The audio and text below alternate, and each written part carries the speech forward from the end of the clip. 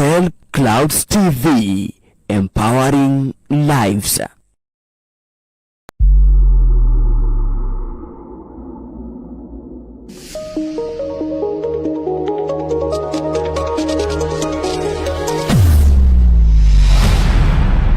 Bethel Clouds TV, empowering lives.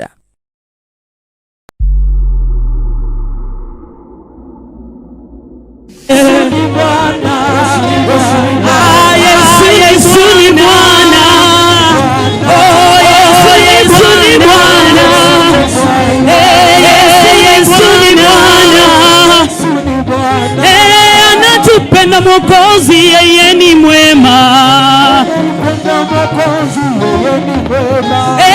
Ananipenda Mwokozi, yeye ni mwema Bwana. Anatupenda Mwokozi, yeye ni mwema. Anakupenda Baba, yeye ni mwema. Yeye ni mwema. Yeye ni mwema. Yeye ni mwema. Yeye ni mwema Baba. Yeye ni mwema. Yeye ni mwema Baba. Yeye ni mwema. Haya, piga makofi kwa Yesu.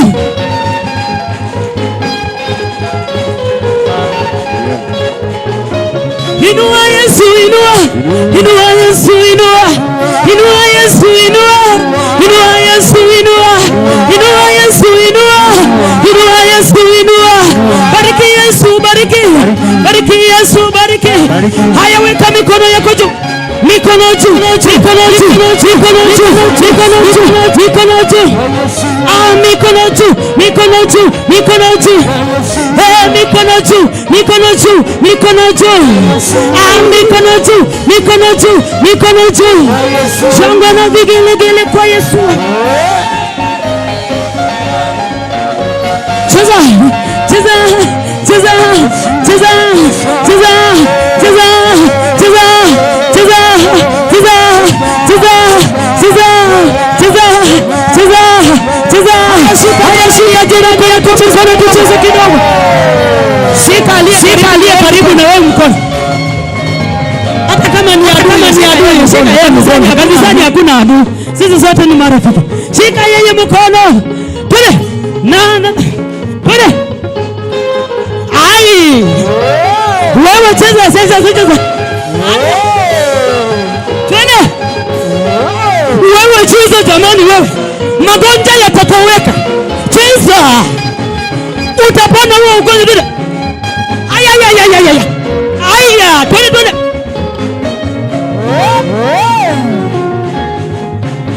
Rukisha huyo mtu, rukisha yeye. Twende. Rukaji.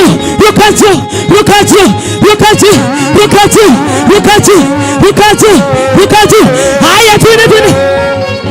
Ruka.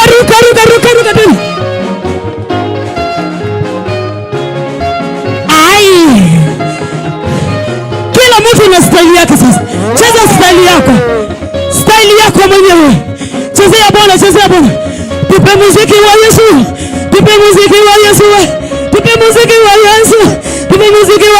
Aya, cheza. Sisi wakamba ni namna hii. Twende.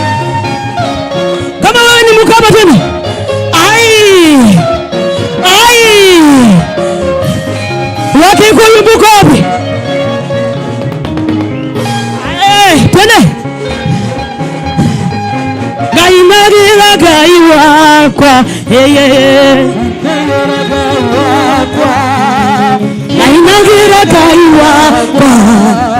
Matuka makono. Nainagira gai wakwa. Nainagira gai wakwa. Ai, matuka makono. Hallelujah.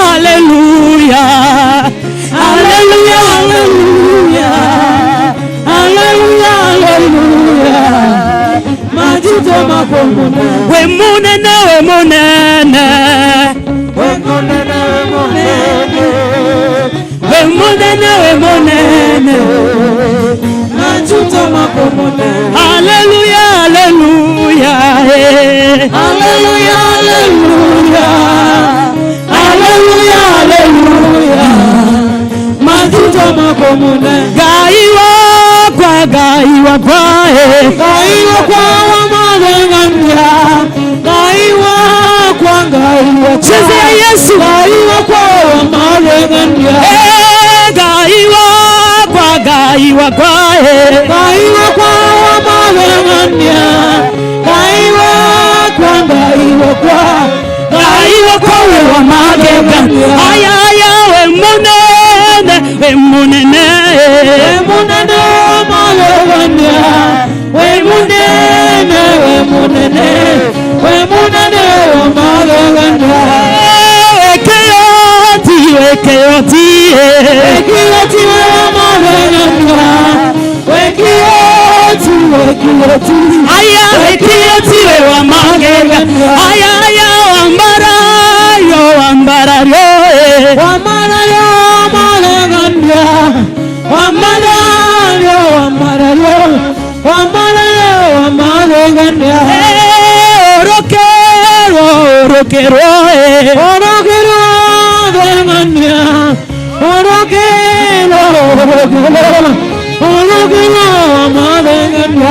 goro ya kwanera kena goro ya kwai ma goro ya kwai kaiwa wega kaiwa haya ni todo goro ya kwa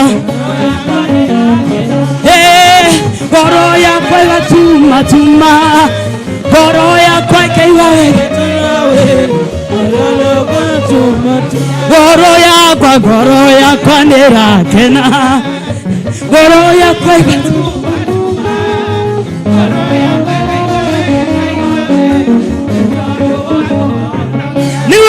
ningukena nakugasha idarere ai mai ningukena nakugasha idarere mai oh ningukena nakugasha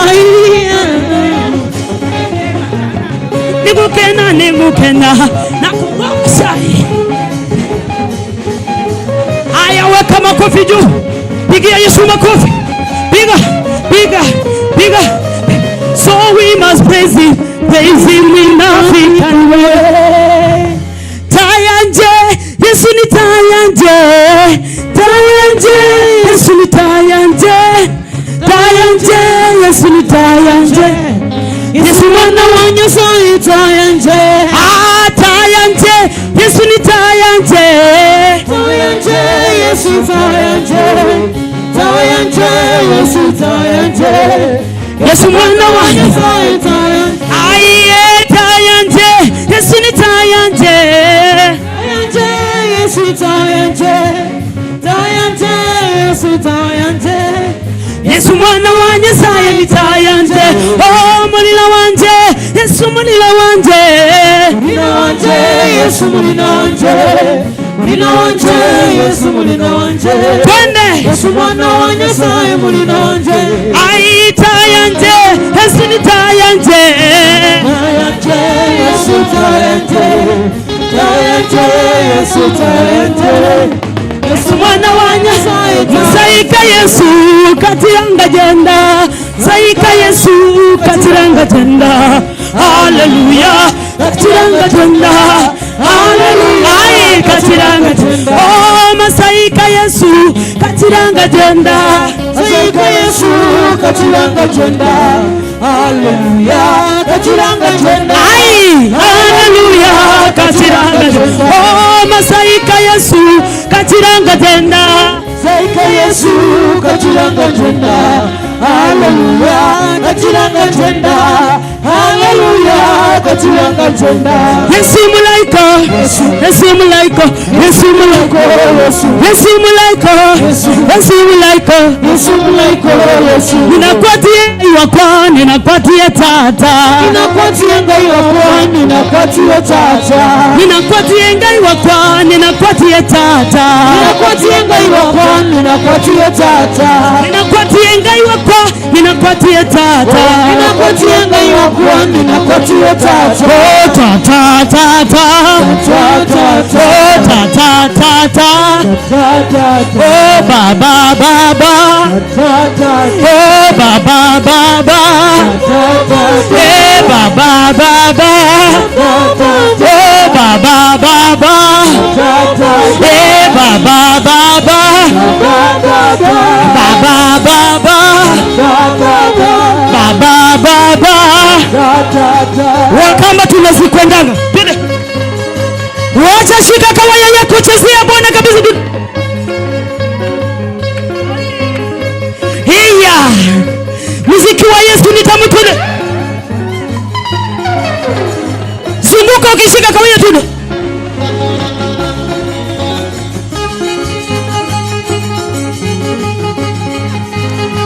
Kwata kawaya.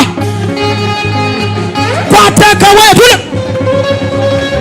Kwata kawaya. Inyonde muyaseyo, tuyaseyo. Inyonde muyaseyo, tuyaseyo. Kanisa muyaseyo, tuyaseyo. CFC muyaseyo, tuyaseyo. Kwata kawaya.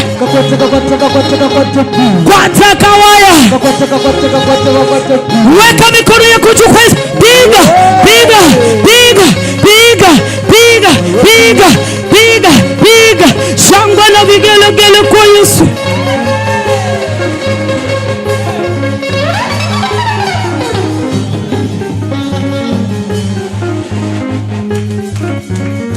Twende kwa Wamasai jamani.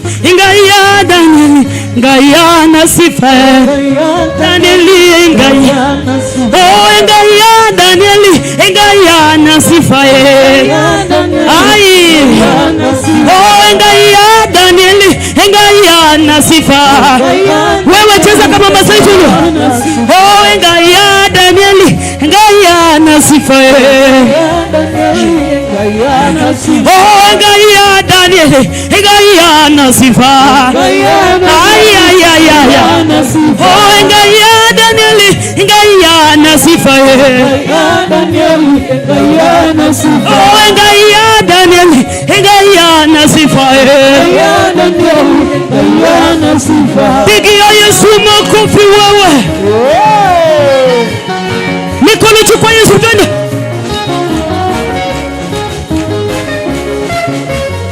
Tunaenda na munani.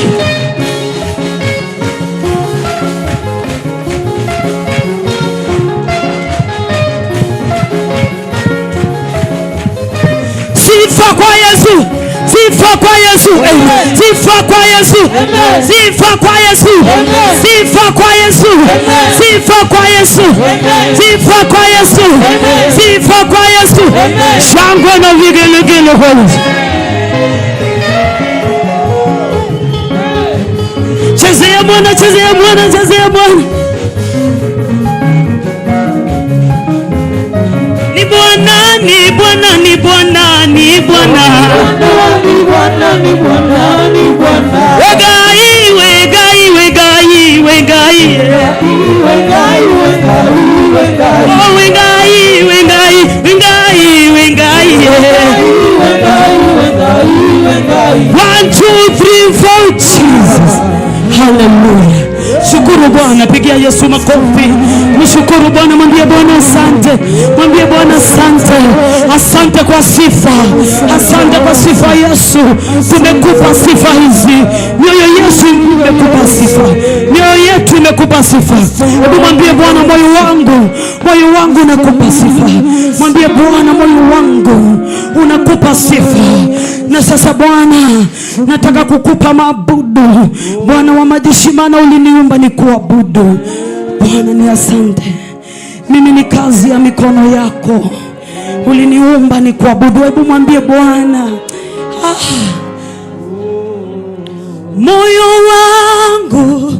moyo wangu sifa mpe Bwana. Moyo wangu sifa zako mpe Bwana. Hebu mwambie tu, moyo wangu, moyo wangu, sifa mpe Bwana. Moyo wangu, sifa zako mpe Bwana. Tumwambie tena kwa moyo wote, moyo wangu, moyo wangu, sifa mpe Bwana. Moyo wangu, sifa zako mpe Bwana. Tumwambie tu tena Bwana, moyo wangu, moyo wangu, sifa mpe Bwana. Moyo wangu, sifa zako mpe Bwana. Inua mikono yako mwambie Bwana, moyo wangu, moyo wangu, sifa mpe Bwana. Moyo wangu, sifa zako mpe Bwana. Imba kwa sauti kubwa, moyo wangu, moyo wangu, sifa mpe Bwana.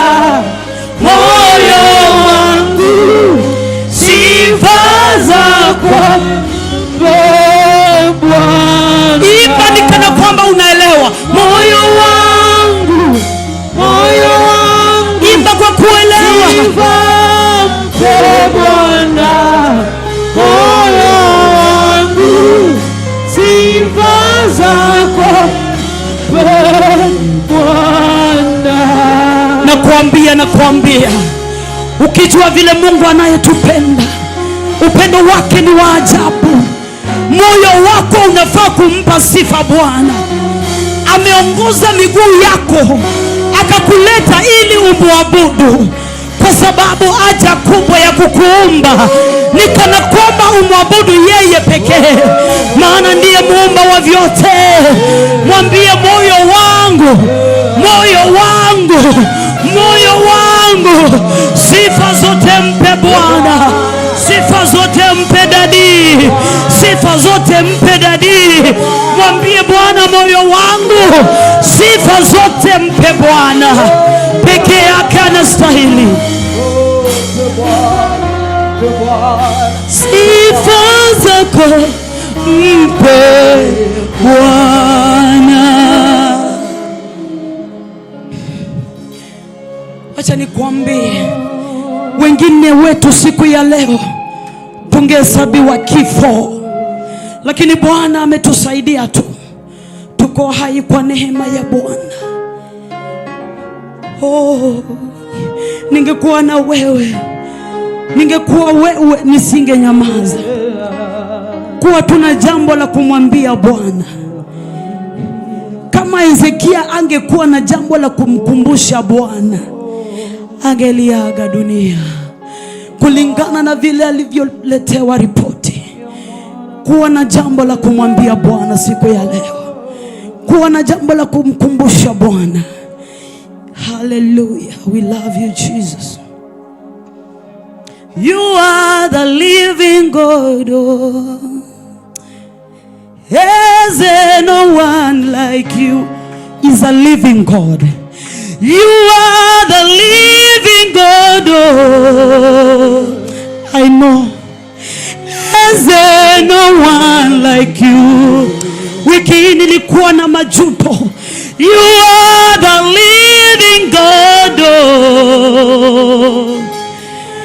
Is there no one like you? Nilikuwa na uzito katika moyo wangu. You are the living God. Yesu akanisaidia. Is there no one like you? Ekueme, ekueme, ekueme, ah, ekueme, ekueme. Jesus, you are the living God. Is there no one like you? We have to worship the Lord with understanding. Ekweme, I always say, means the God who says and does. Mungu anayesema na kutenda. Akisema leo hii upone, unapona kabisa. Akisema leo hii uinuliwe, unainuliwa. Akisema leo hii utapata kazi, utapata. Maana ni yeye anasema na anatenda kwa wakati. Wakati wa Bwana ukifika anatenda. You are the living God. Is there no one like you? Eze means the king. You are the living God. Somebody say yes. Is there no one like you? Ekueme. Aseme na atende kwa maisha yako. Ekueme. You are the living God. If no one like you. There is none like our God. Mimi sijaona Mungu mwingine kama huyu.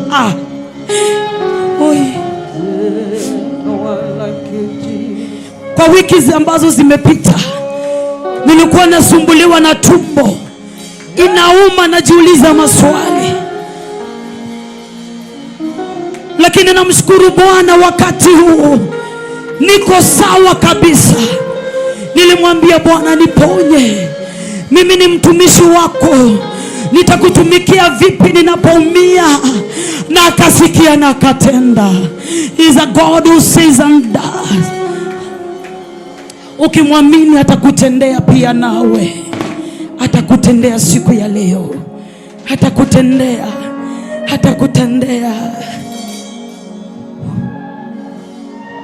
Father, we thank you. Father, we worship you. Kichwa cha leo kinasema seek the kingdom of God. Tutafute kwanza ufalme wa Mungu, mengine tutazindishiwa. Nakutaka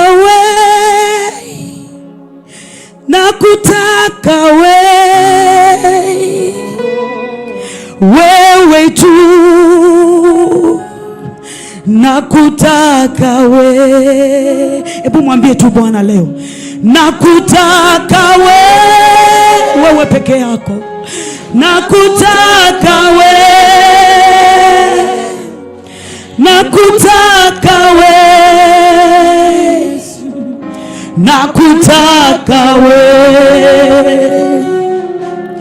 kimbilio langu,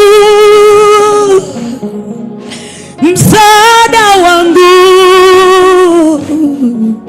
Nakutaka Yesu, nakutaka Hebu mwambie Bwana, nakutaka.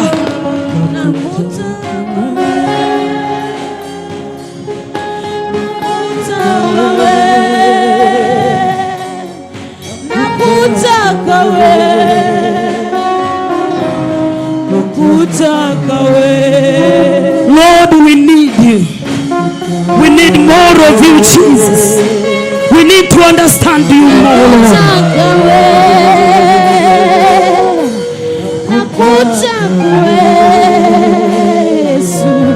Nakutaka Sasa usipomtaka Yesu utamtaka nani mwingine? Usipotamani tu Yesu kwa maisha yako, unatamani nani mwingine? Basi yeye ndiye kimbilio la maisha yetu. Yeye ndiye tegemeo la maisha yetu.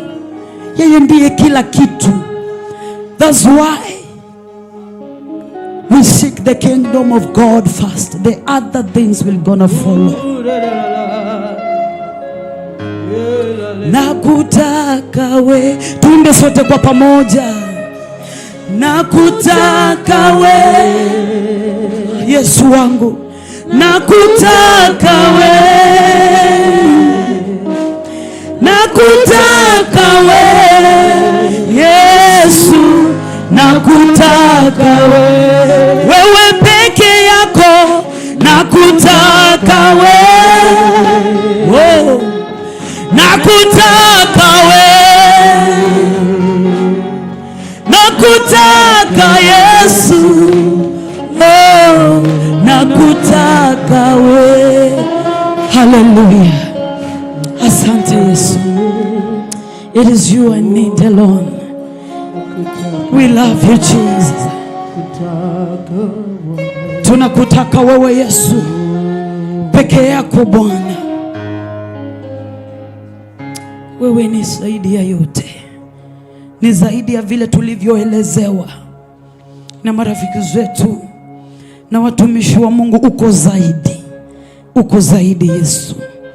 Kama umeketi, simama kwa miguu yako tu, simama tu. Haja kubwa ya kuja katika nyumba ya Bwana ni kumwabudu Yesu, kumwabudu tu Mwokozi, kumwabudu tu Mwokozi. Nishike mkono Bwana, nishike mkono, nishike mkono Bwana, nishike mkono. Hebu mwambie tu Bwana, nishike mkono Bwana, nishike mkono Bwana Yesu, nishike mkono Bwana, nishike mkono kwa safari yangu Bwana, nishike mkono, nishike mkono Bwana, nishike mkono. Mimi siwezi Bwana, mimi siwezi. Mwambie Bwana, mimi siwezi, mimi siwezi usiponishika mkono. Mimi siwezi. Oh, uniongoze Bwana, uniongoze, uniongoze Bwana, uniongoze. Tena unene nami Bwana.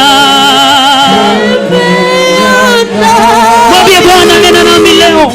Unene nami Bwana, unene nami. Kweli ninakungoja Bwana, ninakungoja. Mwambie Yesu, nakungoja, ninakungoja Bwana, ninakungoja.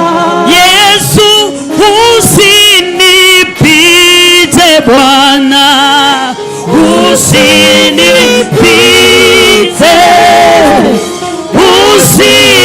usinipite Bwana, usinipite. Nakushukuru Bwana, asante. Usitupite, tushike mkono, tuongoze na utufanikishe katika malengo yako.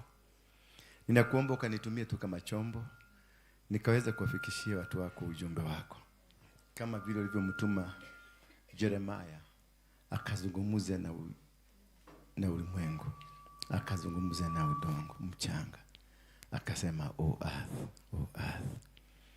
I just want to convey this message that you've given to me, to your people. Use me. Make it appropriate. Make it that they may be able to understand your message. Make them, Father, have that heart of understanding, the heart of loving, the heart of caring. May you forgive us all the sins that we've committed knowingly and the sins that we've committed unknowingly. Touch everyone's heart. Somebody open your lips. Seek forgiveness. Mwambie Mungu akusamehe. Kumbuka vitu vyovyote vile vimefanyika katika maisha yako that it deserves God's forgiveness. Just seek that forgiveness. You're in the holy house of God. And the Bible says, if you come to the house of the Lord, and remember that you have a problem with your brother or somebody else, leave your sacrifice there, go back home, and seek to reunite first before you intend to seek God. Just release those that you've been grudging with. Wasamehe wote ambao wamekuwa kwenye maisha yako, wamekuwa a thorn in the flesh. Wote waliokukwasa na wote waliowakwasa. Speak, release them. Waachilie hao uhuru. Waachilie. Set them free. Set them free because they have been hindering your success. They have been hindering you from achieving, from becoming. Ndio wamekuwa kikwazo cha kuzuia huduma yako. Ndio wamekuwa kikwazo cha kuzuia kazi yako. Ndio wamekuwa kikwazo kwenye familia. Ndio wamekuwa kikwazo kwa baraka za Mungu kwako. Just lose them. Wataje majina tu. Whether it is your mother, your father, your brother, your sister, your pastor, your fellow congregant, awe ni nani yule, mutaje tu jina, mwambie nimekuachilia huru. Mutaje jina na mwambie nimekuachilia huru. Mwambie nimekusamehea. Mwambie kutoka sasa mimi sina jambo lolote na wewe. Ulinikosea, nimekubali. Na nasema naomba msamaha kwako. Kisha ukimaliza hapo waambie Mungu, naomba msamaha kwa kubeba mizigo isiyo yangu. Mwambie Mungu, nimebeba mizigo, nimekuwa nikibeba mizigo ambayo sio yangu. Nilikasirishwa na watu na nikawabeba. Nikasema nibebe mzigo huo. Lakini sasa nimegundua ya kwamba I am not party to them. Ulituambia tulete mizigo yetu yote kwako. Na ndio sasa I surrender and I give all. Mizigo yote nalete kwako Bwana. Mwambie tu nimelete mizigo yote. I surrender. Surrender on behalf of this church. We have had so many people ambao tumekosana na wao. Wengi walikuwa wamekuja kupigana na sisi. Walikuwa maagenti waliokuwa wametumwa. Wengi wamekuwa hapa kuvunja kanisa. Na wakati tulijua hivyo wamekuja kuvunja kanisa, tulikasirika na wao. Naomba kutoka sasa tukawaache huru. Forgive them. It is not our house, it is God's house. Whoever they were contending with alikuwa Mungu, sio sisi. Wachana na wao. Maana nasikia bingu inasema judgment has been released, lakini sisi ndio tumezuia judgment hiyo ifanyike. Kwa sababu we have carried the grudge. Tubebeba huo mzigo kama ni wetu. Achilia wao. Achilia Pastor Sami. Achilia Wairimo. Achilia wote. Waache kina Grace, kina Mercy. Waache huru. Wafungue wote. Set them free now. Wote ambao walikukwasa. Wote walikukwasa kwenye every department in this church. Waligang up kupigana na hii kanisa. Wakainua sacrifice. Hata wengine kule kichakani Mukuimodo na wengine walisema watafuga hii kanisa. Wakaenda wakachinja mbuzi na wakazika mbuzi ikiwa hai. Ati kanisa lifugwe. We set them, we release them to God. I release them to God. Kuna waganga walitumwa hapa, wachawi, Illuminati. Walikuja wakaweka mpaka hilisi chini ya madhabahu. I release them to God. I release them to God. I release them in the mighty name of Jesus Christ. That from today I'm not having any grudge with anybody. I surrender my case to God. May the will of God be done unto them. May the will of God be done unto me. May the will of God be done unto this altar. That everything, every evil that was done against this altar, let God be the judge. Somebody say amen. Thank you. You may be seated.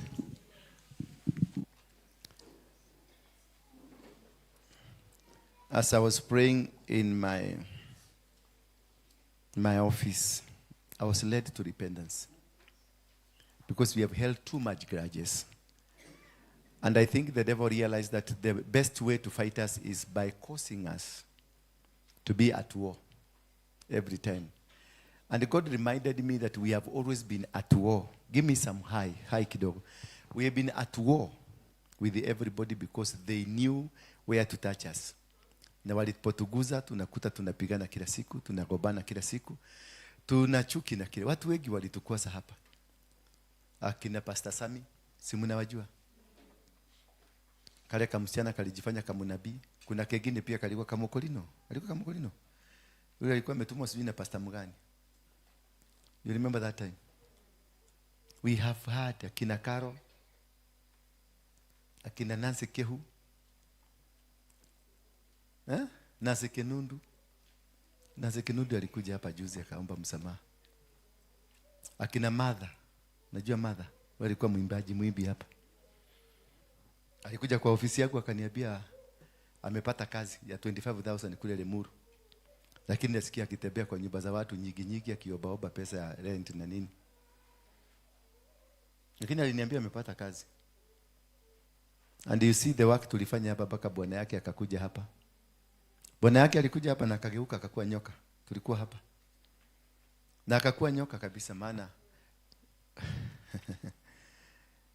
it was a test. We have been going through this test. And this being the month of July, mwezi wa 7. Na uko na meaning kubwa sana kwetu. Ni mwezi wa completion. You cannot complete and then begin the way you completed. You complete then you begin afresh. Bwana Yesu asifiwe sana. Walikuwa na kaanga hapa chini kuambia mtu, kuuliza mtu usirudi kukuja hapa kwa hii kanisa. Utadugwa na kisu. Walikuwa nateremka hapa chini. I forgive them. Whoever that they are, I forgive them. Waambie wote. Na kama kuna mtu umebeba, hata kama ni wa familia yenu, hata kama ni nani, just forgive them. It is the month of July. Because we are getting into the month of August, the beginning. What is the month of August? What's 8? For those who know? It's the new beginning. So this month we are surrendering back to God. In the will of God. In the plan of God. Let us all surrender to God. Before we get to August, because I know August, kuna kitu kikubwa kitafanyika.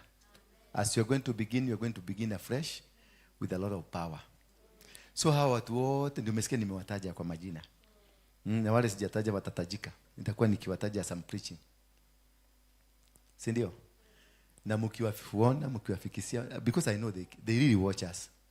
Kama sasa najua Joel anaangalia ndio aone kama tumemtukana. Najua ule alikuwa mwimbi hapa alikuwa anaitwa nani?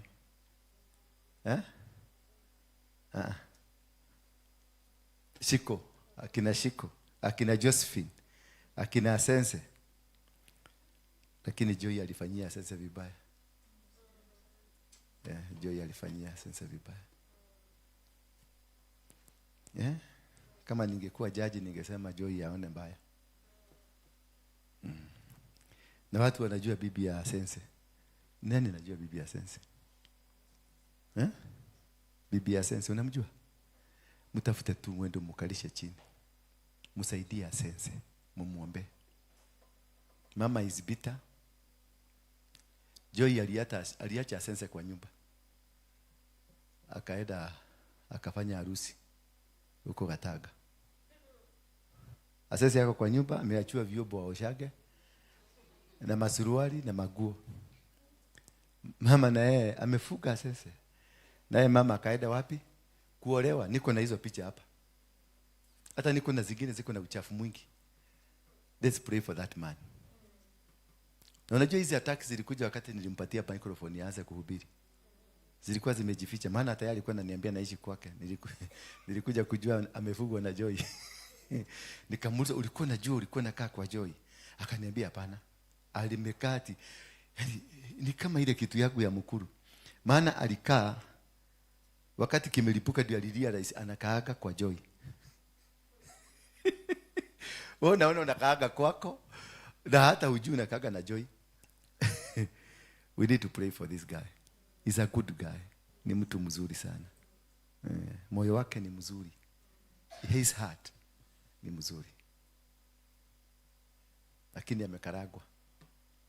Uzuri wenu hamtakagi kusikia story yangu. Kama mngekuwa mnasikia story yangu, mngeepukana na hawa watu. Niwe ntoko hoera asense. Please. Please. Mimi niliona picha ingine moja yake. Nilitumiwa na mtu wa petrol station. Akanitumia picha akaniambia, hii mtu naona ni kama ni yeye anaibaka kwako.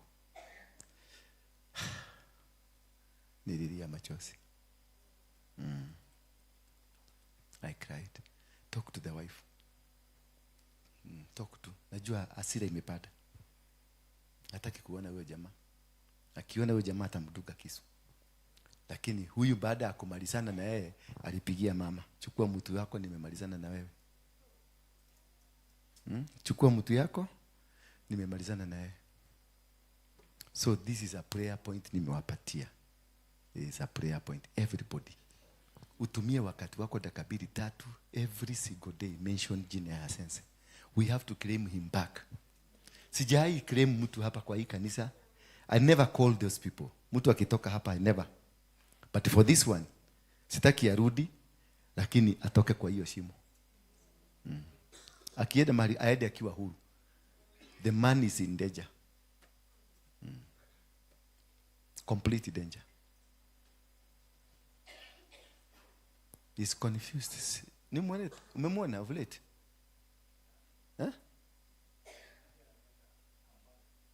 Kampala. Muombeeni hata kama ako Kampala, kama ni ya ukweli. Kama ni ya ukweli tu. Muombe asiende akutane na Joy wa Kampala, kwa sababu Joy wa Kampala ni mbaya. Huyu atamumeza life. Tusimame tu juu tuombe Asense dakika moja. Just funga tu kinywa chako, muombe tu. Just rogama tu. Rogama, kila mtu asimame. Muombe, tutaja jina yake, muombe. Mfunguanishe na spirit ya Jezebel. Ni Jezebel ama ni nani? Ni Jezebel. Mfunguanishe, mtoe, mungoe huko tu. Mungoe. Venye mama yangu aliningoa mahali nilikuwa nimefugwa na mama. Nilikuwa nimefugwa na nilikuwa naona ni kama huyo mama ndio msichana mzuri. But she was too old for my mother. Muitishe tu. Just retrieve the soul ya Peter Asense from the spirit that was induced by Joy to him, just to destroy him, because she wanted to destroy the church, because she wanted to destroy the man of God of this church. She had found a way to reach. Alikuwa anatafuta njia ya kukuja na kuangusha kanisa. Ndiye akamshika huyu mtoto wako Baba. Ninakuomba kwenye huruma zako nyingi Baba, kamwangalie Peter. Kwenye huruma zako nyingi Jehova, mkumbuke tu, kumbuka kitu kimoja amewahi kufanya kizuri kukufurahisha. I loose him from every chain. Mipango aina yote ile ya kishetani juu ya huyu Peter, na ikamwacha. Roho hii ya kifo amerushiwa. I cancel it in the mighty name of Jesus Christ. In Jesus' mighty name we pray. Amen. You may be seated. Hao wengine wote ambao wametuchokora hapa, wametupiganisha hapa,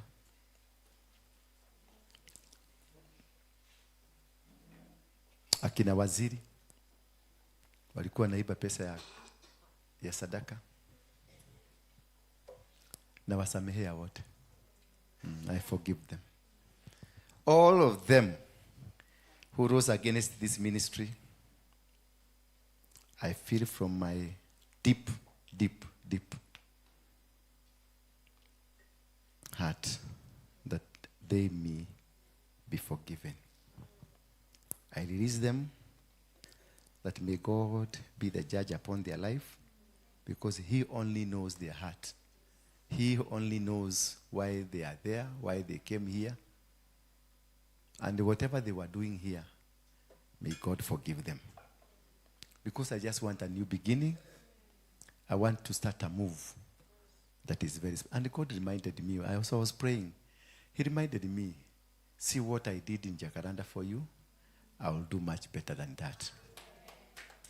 Akaniambia, wachilia, just set, wachilia. Achilia. Hata wewe achilia. Walio kukwasa, achilia.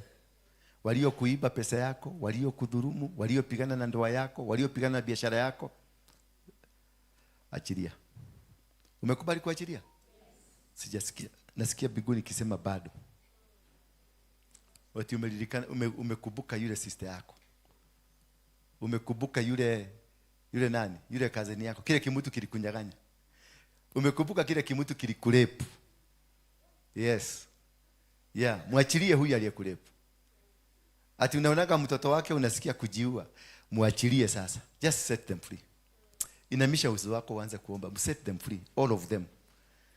Usifanye jambo lingine. Hakuna kitu tutafanya kama hatuja kuwa released.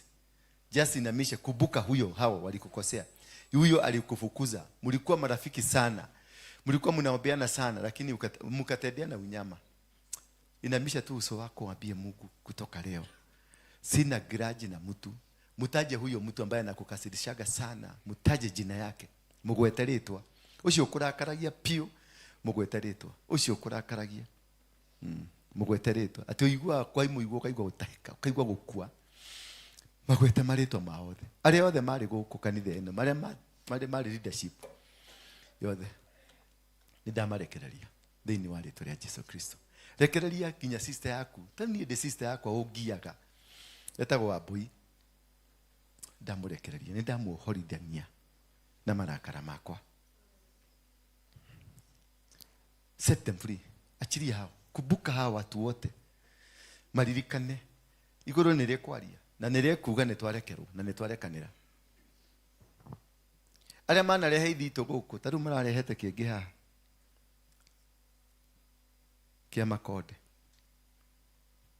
Lesbian. Aria mararehete roho wa lesbian guku. Wa gay.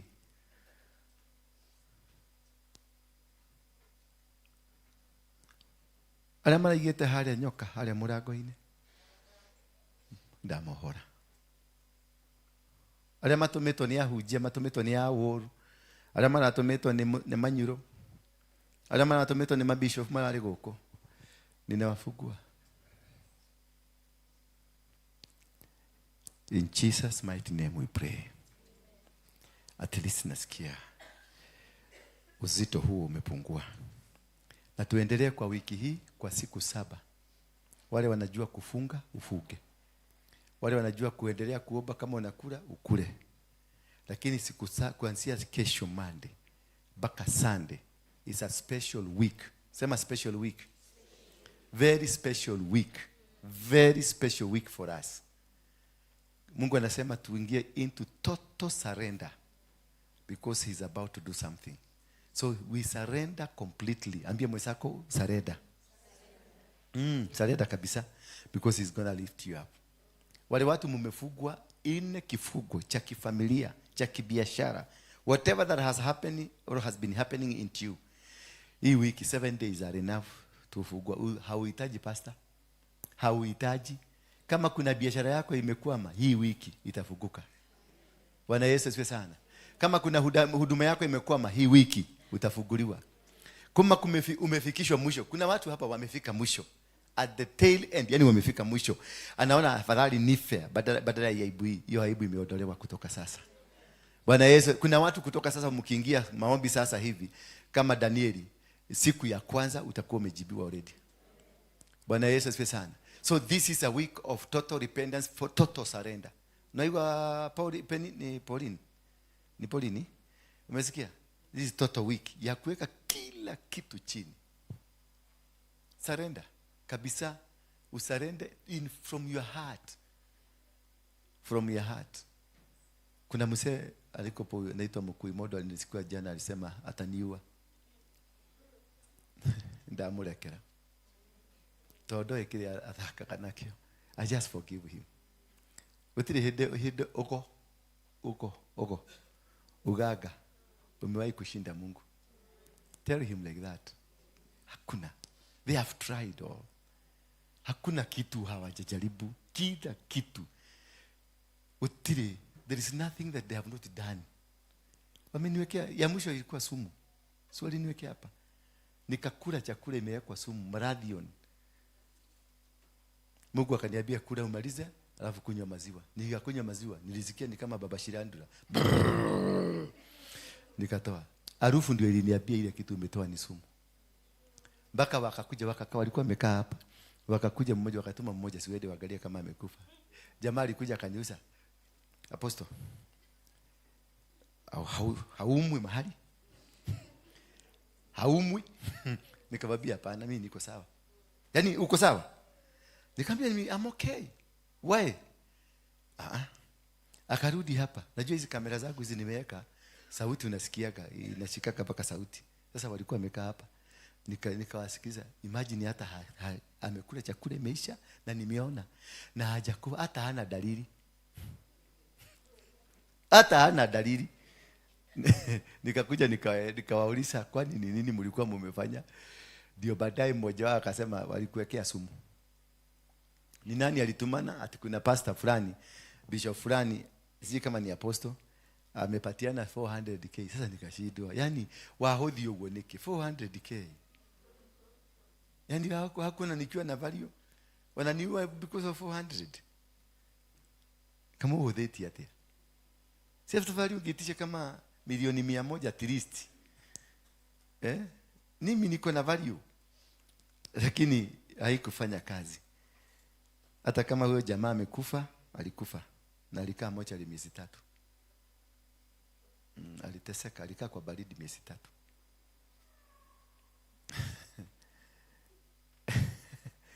Hata kama amekufa nimemfungua mahali popote alipo. Na wale watu waliohusika pamoja na wafungua. Na Bwana mbinguni awasamehe.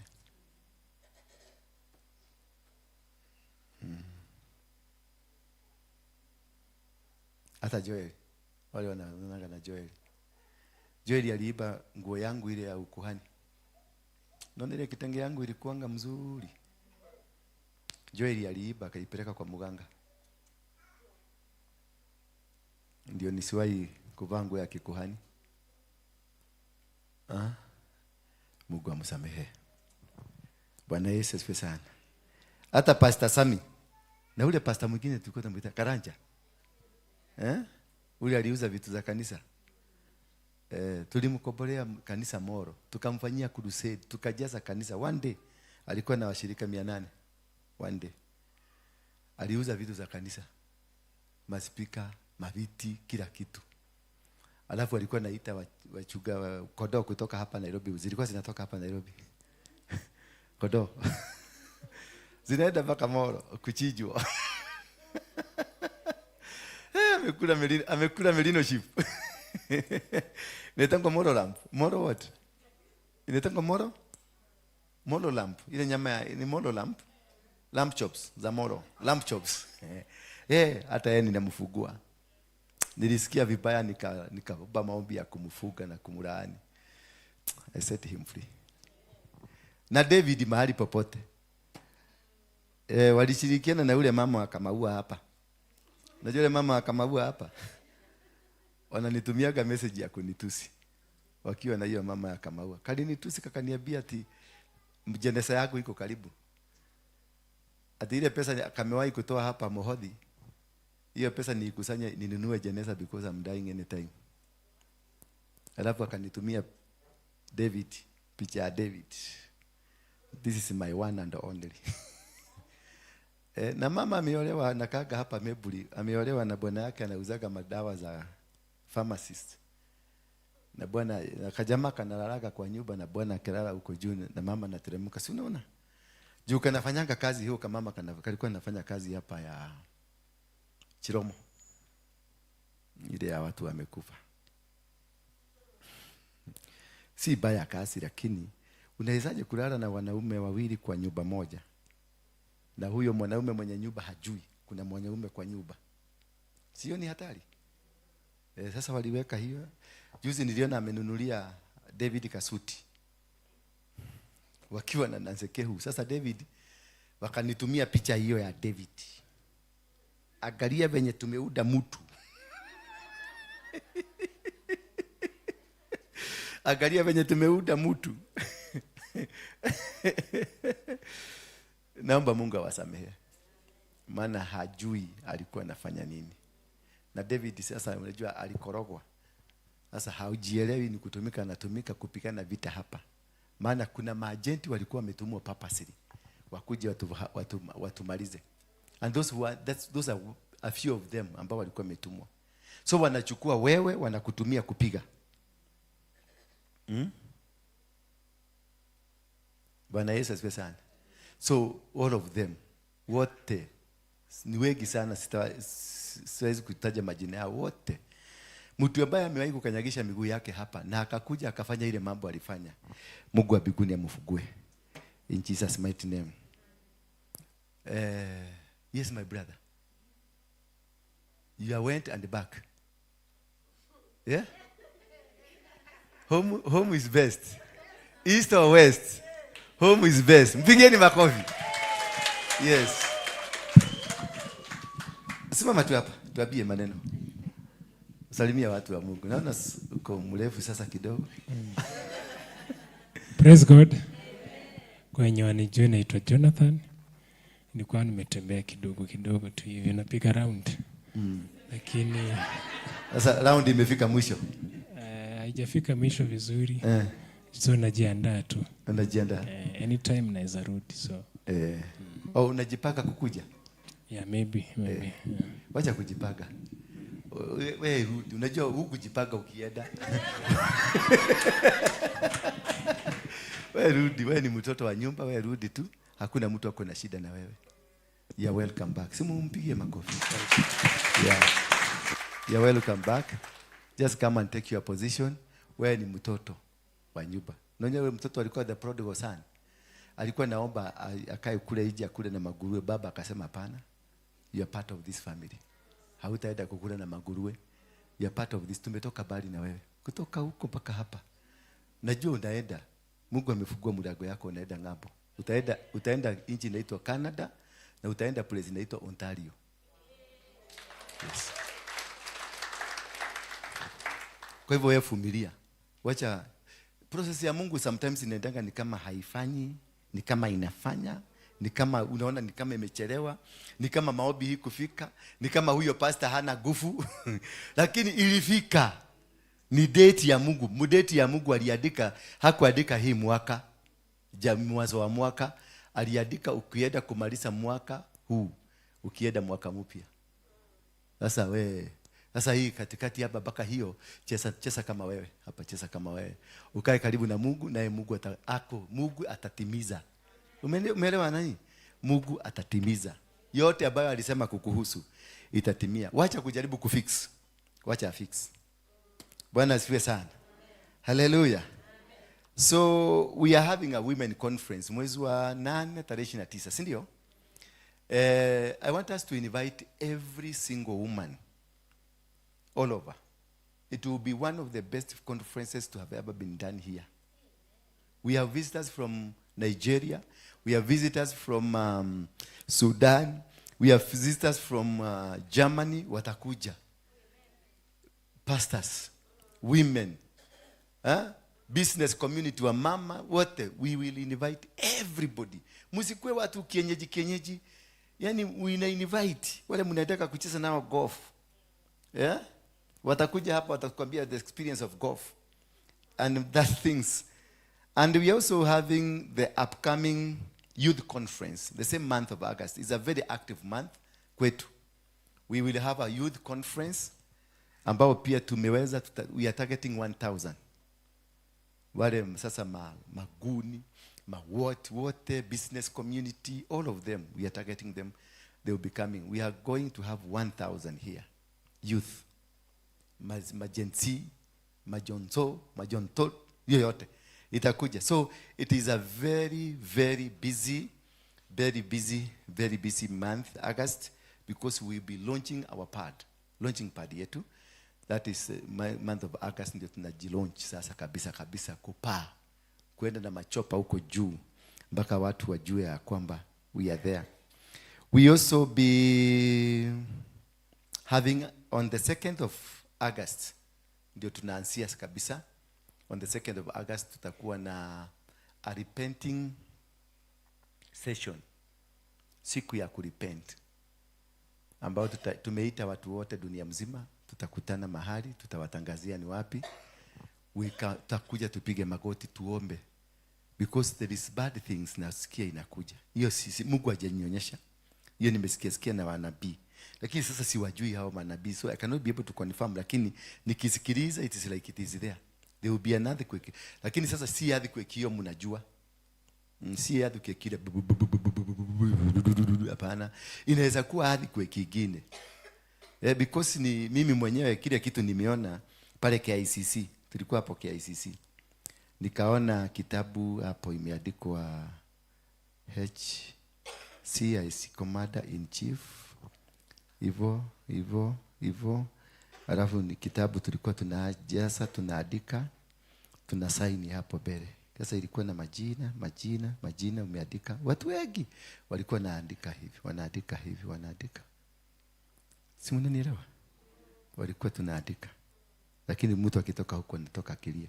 Unaandika ukitoka ukilia. Unaondoka ukitoka ukilia. Sasa sijui ni lini, but there is something like that. Alafu tukarudi tukaona kuna gari hii ya jeshi imebeba mtu amelala hivi.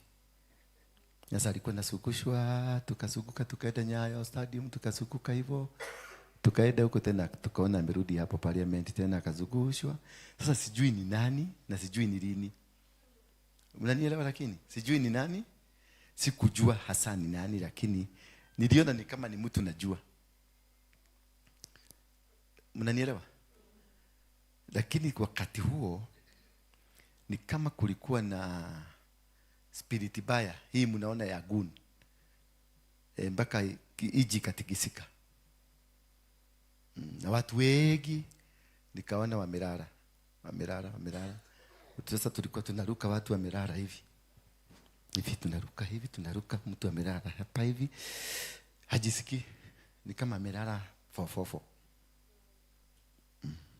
Sio kama mnanielewa? Ni kama alilala nini? Fofofo. Sitaki kuwa kama ule pastor naonaga ana drive sana na hii maneno. Sitaki kuwa kama yeye. Lakini imebidi niwaambie. Sitakangi kusemaga hiyo kwa madhabahu. Unajua ule pastor anakuwa na drive sana. Na hiyo maneno ya kusema nimeona. Sitakagi hiyo kitu kabisa. Because mimi sijaitwa kuona hizo, nimeitwa kufanya. Hello. I can cancel, I can allow it to happen. I have an office. There is an office, a prophetic office, na kuna prophecy or prophet. Being a prophet does not qualify you to own a prophetic office. Are you getting me? When you have a prophetic office, you have the authority to stop or to make it work. Hallelujah. Musa alikuwa anaulizwa uko na nini kwa mkono? Anasema ni fimbo. Anaambiwa weka chini. Inaanguka chini, inabadilika nyoka, inameza manyoka zingine zote.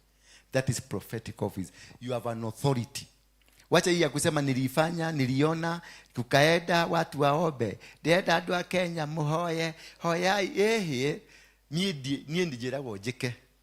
Kama ile ya 25.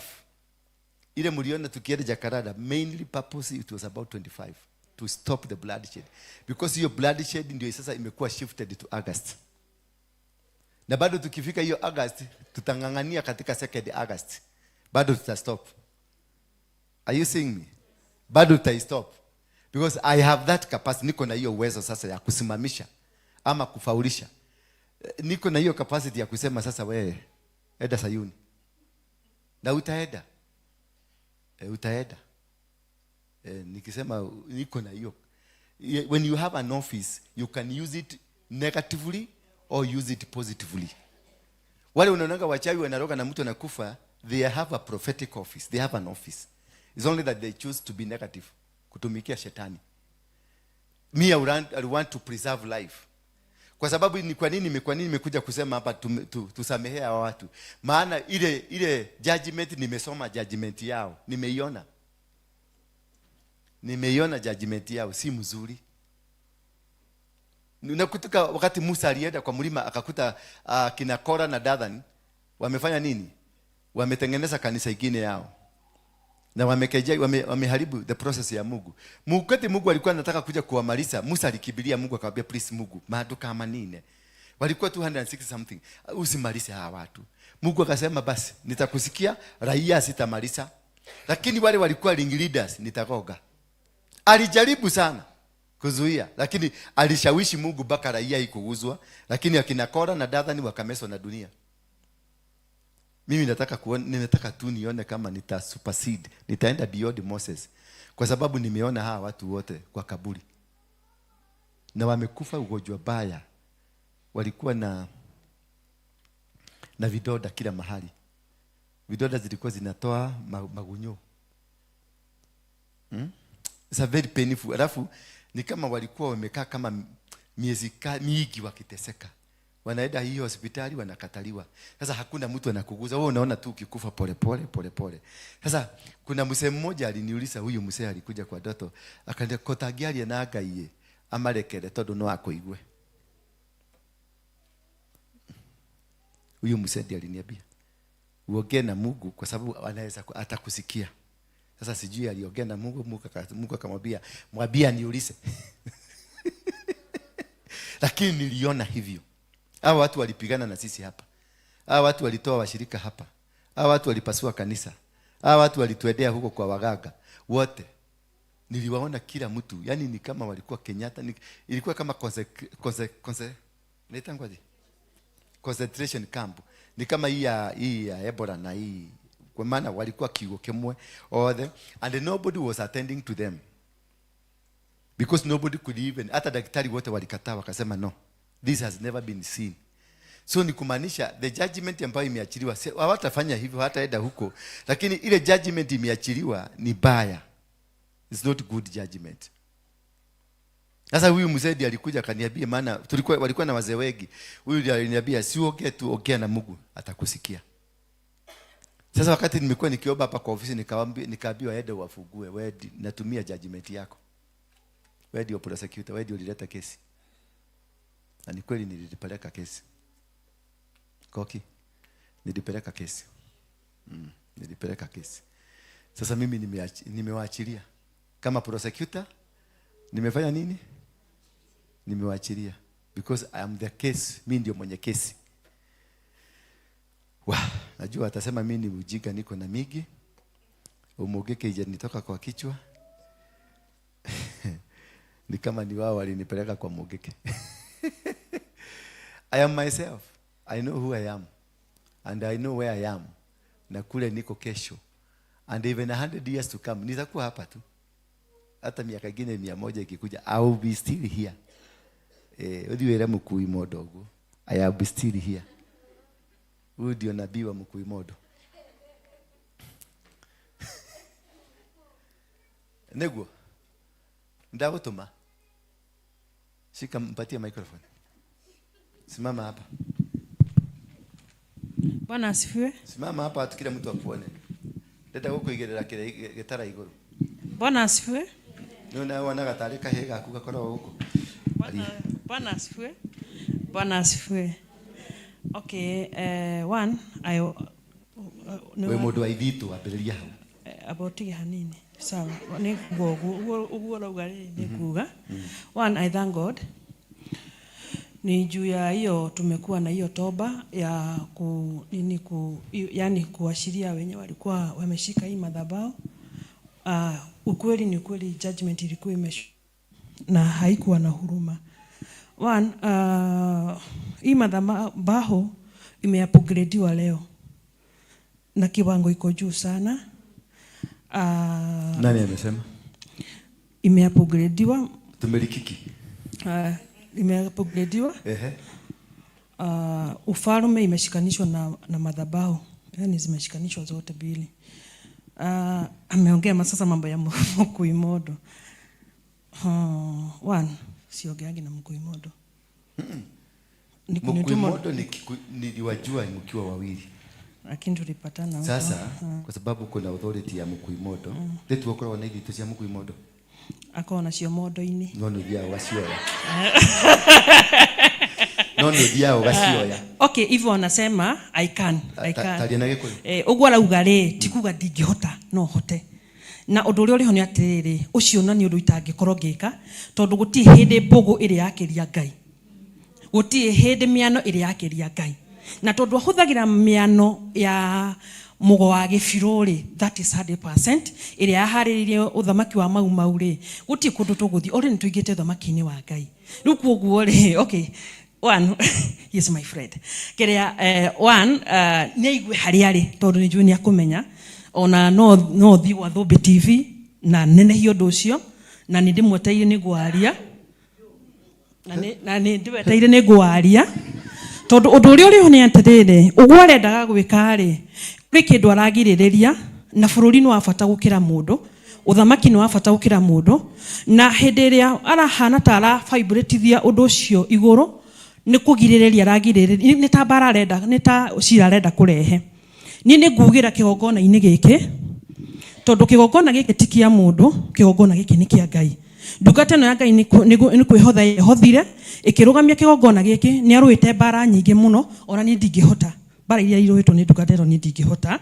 Riu koguo ri na tondu uyu ni kwihotha hothire na okay ni ekorire ahothetwo agicoka akihotha agicoka agitua matua nwanyita. Riu koguo ri ni agereire ruo runene na okay ni rakinyaga handu akaremwo na ni ngamwira iwe na iwaro no nginya utungatire Ngai, iwe na iwaro no nginya uthamakire bururi uyu na ni ngugira kigongona giki kiu mwetereire nikio giki ucio ri iguru ria barathi ni uyu ndaugira kigongona-ini giki aiko niguo mwetereire ala goko niguo metereire riu rekere merehe bara iria marenda iria ndingirwika tondu ngirwa na Ngai tondu uthamaki uthamaki ti wake, uthamaki ni wa Ngai na ni Ngai uramwambararirie na aramutua uthamaki wa ndungata cia Ngai. Ni ndungata iriku athinjiri Ngai aria othe mehothire nigetha mathogore uthamaki wa Ngai, anabii othe aria methogorie na thakame yao nigetha mathogore uthamaki wa Ngai, atumu othe aria methogorire nigetha mathogore yani mathogore uthamaki wa Ngai na mau ni undu wa guthogora kigongona kia maithe niwe ndungata ino. Riu ni ndauga nigetha let it vibrate nona riu niwe Ngai ekete atia na iguru riake ni thũmbĩ iria iki ndauga uguo tondu okay riu ndikwihitha ringi ni ndihithite muno rugura marima na ni ndakiambunirwo ndute wira ucio. Iguru riake ni thũmbĩ iria ni gikeno kiria gikenerũrũkĩtwo kwa ngomi riu gugitũra kiria wagithie na miano gugithieko na ni ngomi rutaga na miano riu already aiko thũmbĩ enayo ri ungikihotana nayo atia riu koguo ri okay ni ndakimucokeria. Thank you. Naigua riu uyu ni andiraga na ithito cikoragwo ciumĩte miano-ini na Wambũgũ ri etagwo Wambũgũ tondu ni mbugu mnanielewa sasa, anaitagwo Wambũgũ wake etagwo Wambũgũ wake wa acha mpatie okay indo icio ciina Wambũgũ nicio ciaharĩrĩirio uthamaki uyu waharĩrĩirio ni ngomi nwanyita ngwĩciria twanyitana. Riu ngũria atiriri tuguthie na kiria kina muoyo ka tuguthie na kiria kina gikuini, tuguthie na kiria kina muoyo ka tuguthie na kiria ki ngomi-ini. Ni ndarikia yeah. So uyu andiraga na ithito gikoragwo kiumĩte kwi mbũgũ-ini na mundu etagwo Wambũgũ wake wa nyamu. Unaigua urandiri na mbũgũ na nyamu ni kurĩithia tũrĩithagia tikari muranyita nyamu ni gwĩka atia ni kurĩithio irĩithagio. Riu iyo ni nyamu imwe tũkũrĩithia. That's one animal tutaibadilisha ikue nini tuanze kako no yumeirie gikamwe kiumeiria lakini that is how God operates. Anyway, thank you very much because nilikuwa naona mambo mengi wakati tulienda kwa mzee Kihiko. Mnakumbuka ngapi tulikuwa tumeenda kwa mzee Kihiko? Prior to going to the mzee Kihiko tulienda na tukakaa chini na yeye. Hapo tulikuwa tumekaa ndio kulikuwa na mtu anaitwa Mugai wa Ngai. Hapo ndiye aliendea biguni. Kwa hivyo tuko na Elijah wetu mwenye alienda wapi? Hapo wakati wa Maumau. That is where Maumau ilishindia vita. Are you getting me? Hapo tulikuwa Kwa hiyo shamba hapo ndio vita iliishia ya Abadeas. And from there this man was given, wakiwa na mwingine, yule mzee mwingine anaitwa nani? Usho Gimadi anake tawate. Wahinya. Yes, Wahinya. Wahinya ndio walikuwa na mogai wa gai wakitega samaki. Wakatika kutega samaki, kukatokea samaki kubwa sana, akastuka. Hapo ndio huyo jamaa aliogelelea. Na kutoka hapo jamaa alipaa akaenda. Walimwangalia akienda. Na wakamwambia wakati shida itakuja kwa nchi hii ya Kenya, murudi tu hapa, muogeleshe Mungu hapa na ataleta a new thing. Si ndio tulikuwa tumerudi hapo? Tukaenda tukafanya hivyo. Tulipofanya hivyo, huyu mzee wa Hinya ndiye alikuwa na mudhegi ya kutawala hawa watu wote. Tulipofanya hivyo yote, mzee akaambiwa sasa, your job is ended. Na akakuja kaambia, come here in heaven, we live together. Na akafanya nini? Ile agedire. Si alienda kupumzika. So, I want you to understand these things, how they operate. Na ndio naona nasikia huruma sana. I would love not to be associated with the kind of a judgment that is about to come. Let us seek peace. Let us repent and seek what? Peace, because peace is paramount. You are going to see things that God is going to do in this nation. Not by me myself, but by many people. Mungu ameinua watu wengi. It is not a one man show. Bwana asifiwe sana. Si kitu ya mtu mmoja, ni kitu yuko na watu wengi sana. Na kila mtu anachezea game yake into various places. Huyu anacheza hapa, huyu anacheza hapa, huyu anacheza hapa, alafu hizo vitu zote zinakuja zina form one thing, the kingdom. Hallelujah. Ian, what do you have to say? Yeah? No. Do you have anything to say? Do you have any confession to make? Come here. Don't fear, usiogope. Siku hiyo ingine nilikwambia ukaenda kusema huyo mtu amenifanya madharau, huyo mtu, is it from your heart? Yes, it's from my heart. Yeah? Yes, it's from my heart. Really? Yes. Nimekuforce ama umeforziwa? You feel that you want to do it? Yes. Publicly, in fact, I need to tell people. Simama hapa. Okay. Ukisimama tu hapa. Hata kama simama hapa. Face them. The past 2 months, I've had physical battles. I've been hospitalized. Recently, I told Mom, could these things be happening to me because I spoke ill of the man of God? And nikamuuliza, in fact, we were supposed to meet. Mm-hmm. And nikamwambia, I need to come and apologize by myself. And even today, the fact that you said some things that are just, in fact, you and Dr. Badusa, in short, generally, I'm be a here. gentleman. Be Yes. a gentleman. Yes. I want to apologize in front of everyone, in front of you, in front of God, that I've spoken ill, and I've associated myself with people and things that battled this house. And from the bottom of my heart, I am sorry. Thank you. Thank you. May God. Father, thank you.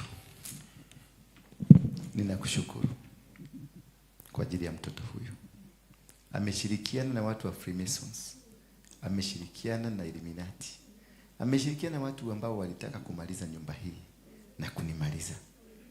Lakini kwa sababu wewe ni Mungu mkuu mwenye uwezo na mwenye mamlaka, you've decided otherwise. That this is your servant. I receive this as my son. That I will walk with him. That I will be there for him. That I will always teach him about your statutes. He will be there for you. In Jesus' mighty name. May God forgive you. May God see you through. I know you've been... Can you give one minute? Umeshamewa sasa? Can you give one point they asked you to do anything bad about me? You have your microphone. I was just supposed to basically... Usiogope? Yeah. Yeah, usiogope. Basically, I was supposed to like infiltrate, nikuje, tafute tu kasoro kadogo, nampatia information. Yeah, but you can't play both sides. So nikaji disassociate, but still by associating myself, I got stuck in between. Ili anasema kama fisi anatembea hivi kwa sababu alijaribu akapasuka. So that's what happened. Yes. Not I didn't stop coming because there's something wrong. I knew there's something wrong with me. Because I knew my intuition was telling me kuna kitu mbaya ulifanya. Now I think I heard you saying somewhere, I was watching one of your videos, ukasema mtu mbaya anajificha. I think when you know you've done something wrong, you can't just go. You see, like the difference between Adam and David. When Adam sinned, he hid. But when David sinned, he went to God. So mimi nilijificha. So basically, Baka umetolewa. You've been smoked out. yes. Yeah. My mom keeps telling me your sin will find you out. So dhambi yangu imenitoa kwa ile shimo nilikuwa nimejificha. Akasema mbaya, but I'd rather come and seek for forgiveness. Thank you. Yes. Thank you. God bless you. Onesimus, tafutie mali kitu ya kufanya. Yeah. Usimwachilie. Najua kana furuta kwa haraka sana. Unaweza kumuona akiwa soba saa hii, the next 20 minutes utamkuta pale akiraba mchaga akiwa mlevi. So tumsaidie kumprotect. Yeah, umesikia kanisa? At least now we have a church that can fight for somebody. The previous church was completely of devil worshippers that were fighting you to die. Unajua kuna watu waliombea watu hapa wakufe. Kuna watu waliombea biashara za watu ziaguke. Kuna watu walifanya vituko. Kuna watu walipangwa. Kuna kasichana kalikuwa hapa. Ako kasami kalikuwa hapa. Kalinyofua kila mtu hapo. Hapo diasesi alianzia shida zake. Hapo kalipomaliza walitoka. Kalirudi peke yake. Maana ile moto waliona huko kwao na baba na mama na kile kalirudi mpaka hapa. Nani walikuwa hapa kakikuja? Kalikuja masaa jioni. Kalikuja hapa kuniomba msamaha. Kakaniambia the whole plan venye ilikuwa imeambiwa. Kalikuja hapa kalikaa pale. Tukaongea nako kakaniambia venye walikuwa wamepanga nini, the power they were serving, whatever they were doing. It was a huge. Na akaniambia ilikuwa network kubwa sana that by May ilikuwa by May ndio walikuwa wakuwa washamaliza hapa kabisa na tumesaulika na nimewekwa ndani ya grave. Akini kakaniambia, nikakauliza ni kwa nini basi nini kilifanyika? Kakaniambia ile moto tuliona na ile moto ninaona. Mimi nina wiki mzima sijawahi kulala. Nataka kutana na moto inashuka. Nikamwambia basi piga magoti hapa chini. Nikamwambia nikamrelease na akaniambia usiseme. Lakini sasa mimi ni mjinga. Mimi hata ukiniambia nisiseme nitasema tu. Tamakana tokekaya nawe. Hata tokekaya no gauga. That's the bad side about me. That's a bad side. But I will say it too. Nitasema tu kwa sababu nashida kwa kuficha. Inaitaka naficha naanza kuulizwa. Ni nini hii nitakataka gani hii umeweka? Na kama mimi ningejificha, si ungekuwa umeuliwa? Unakuta naambia mtu wewe tulilala na wewe. Yes, because nasikia itaniua. So to gukwaneke, nitakufa kwa nini? Kwa sababu yako? Nitakusema tu. Tasema na maisha iendelee mbele. Wow. Kwa hivyo ni wiki let us repent, complete total. Ile inaitangwa mujitolee. Hata ule unashida kwa kufuga kama roda ni kufuga. Bwana ziwe sana. Ni kufanya nini? Ni kufuga. Kama utaweza. Lakini pia unaweza kuomba kama unakula. Unaweza kufanya ile ya Esther, ile ya dry. Bwana Yesu asifiwe sana. Unaweza kufanya ya Daniel. Inaitangwa Daniel ni gani hiyo? Ile ya kukula vegetables. Na unaweza pia kufanya ile ya nani? Ya John the Baptist ya kukula kama mnyama kule kwa kichaka. Yeah? Ya grasshoppers. Ya kukula magrasshopper na matunda ya kichaka unaweza kufanya. Nitakuja kuwafundisha types of fastings and how they are supposed to be done. Bwana Yesu asifiwe sana. So you need to understand a fast. Kama hii ya Esther ina involve mpaka kuku, mpaka mende, mpaka kuguni. Ya Esther ni baya. Ina involve kila kitu, maana alisema kila kitu kifast. Everything, maubwa, makuku, makaka, mawoti zote zifast pamoja. Na in 3 days bibi ya mtu alikuwa ametolewa. Na ukisikia mtu anaitwa Esther, muogope. Hao maesther mimi siwapendi sana. Maana Esther alihakikisha ameng'oa bibi ya mtu. Na hiyo bibi ya mtu nimekuwa nikifanya Bible study kujaribu kutafuta any trace ya huyo bibi alienda wapi. Kuna mtu anaweza niambia huyo bibi alienda wapi? There is nowhere in the mention of the Bible huyu mama Vashti kule alienda na watoto wake. Hatujui. Ni kumaanisha Esther alipoingia alilipiza kisasi. Maana alienda kabia mthamaki, if I find favor, nikupikia chakula. Na akapata favor akapika chakula. Kupika tu chakula. Mthamaki alikuwa anasema hata kama ni kichwa. Hata kama ni kichwa ya mtu nataka niambie nikuwekelea hapa. Alifanya nini hiyo chakula? Hiyo ndio kamoteli ansia hapo. Hiyo ni kamoteli. Unaona mtu akikwenda hata kama ni kichwa ya mtu, wekelea nitawekelea hapa. Hata kama ni nusu ya ufalme nitakupatia kwa sababu ya kukula omena na ugali. Hiyo haikuwa omena na ugali, ilikuwa kitu kingine. Maesther wa kanisa hii, msijaribu kuingia kwa ofisi yako. Msijaribu kuingia pale. Nitapatia na kanisa. Maana have you ever thought of that? That wakati mzee alikula chakula, wakati tu alikula chakula, alisema hata kama ni nusu. Imagine Ruth akikupatia nusu. Ati sasa utakuwa tukiiba na wewe.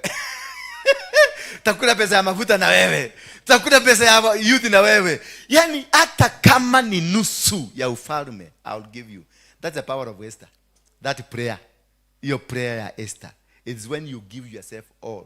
Baka katoto kama kale kananyonyeshwa, kananyimwa maziwa 3 days. Hiyo kilio inafikia Mungu.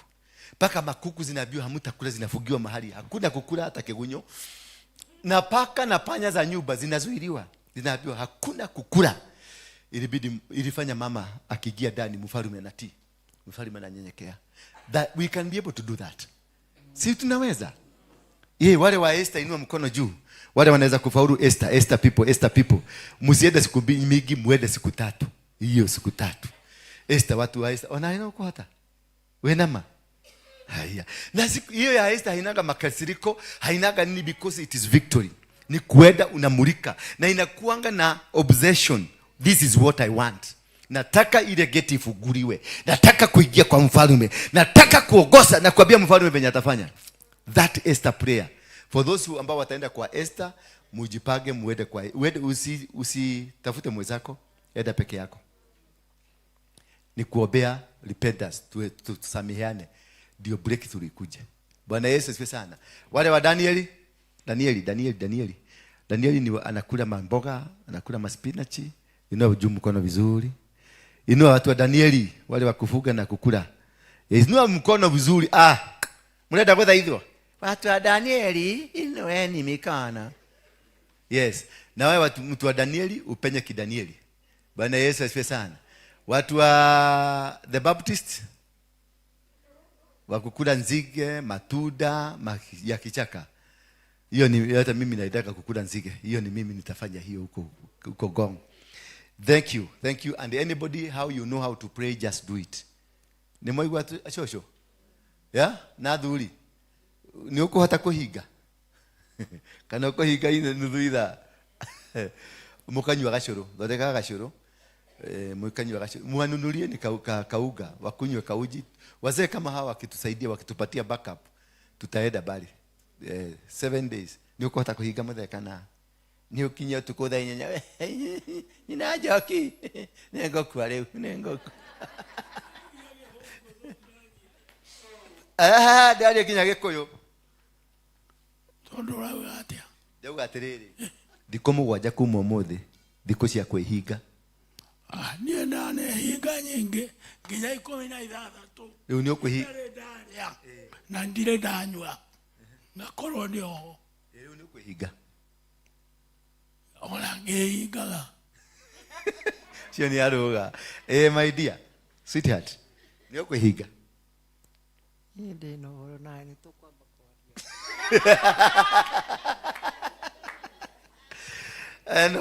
ni tukwamba kwaria. Thank you. Tuingie kwa mafundisho ya leo. Naona masaa imeenda sana, lakini ni vizuri tungenena hivyo. Nataka tuangalie topic ya leo ni gani? Siki what? Siki what? Siki. Yes, ongea na sauti. Wacha nikuongea ni kama, because by repenting first we are seeking the kingdom. Bwana Yesu ndio nimeanza na hiyo, we repent. Mami pastor, you have to repent. Kuna maneno mingi umefanya na si mzuri, na hukufanya sasa, ulifanya huko mbele. Yes, hiyo tutaongea na wewe. Ulifanya huko mbele na hiyo maneno sasa ndio imekuja imekufuata. Alafu wazazi wako pia walifanya hizo vitu vingine na huko mbele. Sasa umebeba mizigo ya watu wangapi? Yako personal na ya wazazi. Wachana na mainiro. Mainiro hawana power kukuliko, lakini mama yako na baba yako, they have an issue with you. Mbaya sana. So let us look at what is this can lead you not to seek. Ile kitu ambaye ni roho gani hii inakujaga ambaye inaweza kukuzuia. Na hiyo roho ndio imedili na sisi this 2 years tumekuwa hapa. Hiyo ndio imedili na sisi na hatukuijua, ilikuja ikajificha na ikakaa ndani yetu. Na ilipokaa ndani yetu it has worked and worked. Sasa kukuja kugutuka, kumbe ni tushamezwa. Ni ile sasa kupiga hiyo kiongoyo, kuipiga ikasirike, itutapike. Lakini sasa already tulikuwa tumefika Kana ya Galili ama hapana? Itakuwa yako. Hapana. Kiongoyo ilimeza mtu ikapeleka Kadesh Barnea. Hiyo wapi? Nineve. Yes, alimezwa akapelekwa mpaka Nineve. Ikatapika huko. Sasa kumbe hata sisi tulikuwa tumewekwa kwenye hiyo, tumewekwa ndani ya Kadesh Barnea, bado tumewekwa kwa Nineve, bado tumewekwa kwa vitu vingine nyingi sana. But our God is gracious. When God has chosen you, they may derail the process, but the process will still be on. Bwana Yesu asifiwe sana. Because this process is made not for one generation but for the entire generation. Imetengenezeka kwa sababu ya generations and generations. And this is what I want to now today, because tutaenda into 2 or 3 episodes, we are going to discuss what spirit, ni nini hii ambayo inasababishaga wewe kutoweza kuingia to seek the kingdom. Wewe kutoweza kuseek that kingdom of God. Wewe kutoweza kufanya kazi ambayo Mungu amekuitia. Bwana Yesu asifiwe sana. Wewe kutoweza. Bana kuna kitu kinawekagwa ndani yako ambacho kitakufanya uzunguke kule Kadesh Barnea for that 8 years. Until when 40 years zimeenda, ndio unakuja kudiscover kumbe nimekuwa nikizunguka. Bwana Yesu asifiwe sana. And that is now we are going to look at the familiar spirits you must conquer. For us to win this battle, there are familiar spirits ambazo lazima tuzikonge. Na tukikonga hizo familiar spirits, na hizo tunangangana hizi siku 7, ni ya kungangana na any familiar spirit.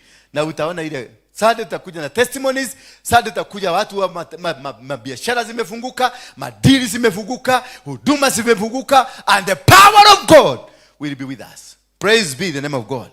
And the familiar spirit number 1, tusome kitabu cha 1 Samuel chapter number 15 from 1 to 3. 1 Samuel chapter number 15 from 1 to 3. 1 Samuel inasema from 1 to 3. And Samuel said to Saul, the Lord sent me to anoint you king over his people. Yes, chapter 15. And the Lord said to Samuel, Saul, the Lord sent me to anoint you king over his people Israel. Now therefore listen to the words of the Lord. Thus says the Lord of hosts, I have noted what Amalek did to Israel in opposing them on the way when they came up from Egypt. Hello. What Amalek did? The Lord all powerful says, when the Israel came out of Egypt, the Amalekites tried to stop them from going to Canaan. Are you there now? Yani Wameleku walijaribu kuzuia wana wa Israeli kufika Kanani. And the first spirit we are dealing with, it is the familiar spirit. Inaitwa the spirit of the Amalekite. Those people that will come to this ministry, those people that will come to your life, those people that will come to your business, those people that are your sisters, are your brothers, are your parents, are the fellow ministers, are the people that the anchor ambayo inakuja na inazuia wewe. It is directly targeted to you. Na inakuja kupitia kwa watu ambao wanaitwa sisters, brothers, cousins, washirika, pastors, business people, people around you, workers, People around you, they come embodied in the system ya Waameleki. Hao ndio wanakuvunjia kanisa. Hao ndio wanakusababishia mateso. Hao ndio wanakuvunjia ndoa yako. Hao ndio wanavunja kila kitu ambacho nakifanya. Waameleki. They oppose the plan of God. Hao ndio wakina Wabogo Wanyamu. Hao ndio wakina Sami. Their work is to come and make sure what God called you for does not go. Hao ndio walifanya hawa watu na Israeli waende 40 years instead of 80 days. The Amalekites, their power and their intent is to make sure you are delayed. They don't stop you, but they will derail you. Watasababisha ukose kufika. Kama kuna dili ulikuwa unataka kuuza shamba, wataisababishia ya kwamba haitauzika kwa wakati ule. Kama ni ministry, unaona ministry, utakuwa kwenye ministry, utastruggle for many days until you discover them. Uwafukuze ama uwaondoe kwa njia ambazo Mungu atakuonyesha. Utakuwa na wao watakusumbua mpaka utakufa. And these people again wataruka upande ule mwingine kusema tulisema tu hakuna mahali ataenda. Lakini wao ndio walisababisha. Hao ndio walifanya. Na ndio unaona hawa Biblia inasema and Samuel said, the Lord sent me. Ni Mungu aliyenituma. The Lord all powerful says, when the Israelites came out of Egypt, the Amalekites tried to stop. They tried them from going to Canaan. I saw what the Amalekites did. Verse 3. Niliona. Hawa watu wanajaribingi. They will not be able. Lakini wataweza kama ukikuwa compromised. Lakini kama ungekuwa gagari, utawashinda. Now go fight against. There is a power in God. And I'm going, now the prophet of God has said, now go fight them. Enda upigane na wao. Usiwapatie nafasi. Hawa Waameleki wamekuzuia. Hawa Waameleki wamefunga nyumba yako. Hawa Waameleki wamezuia kazi yako. Hawa Waameleki wamezuia ndoa yako. Hawa Waameleki wamezuia huduma yako Mungu amekuitia. Hawa kina mkuimoto na takataka kama hizo. Don't fear them. You have the capacity. God has given you permission. Go fight them. Hallelujah. God has given you permission. Go fight. Hawa si wa maombi. Hapana. Hawa si hata ukikuwa physical, God has allowed that. Ndio hinye. Yes, hinyo nyitete kwa takashui. Kinyawe kwa babi na kugugu. Bwana Yesu asifiwe sana. You must completely destroy the Amalekites from your life. La masaka yando robosa. You must. Si ati nikubebeleza.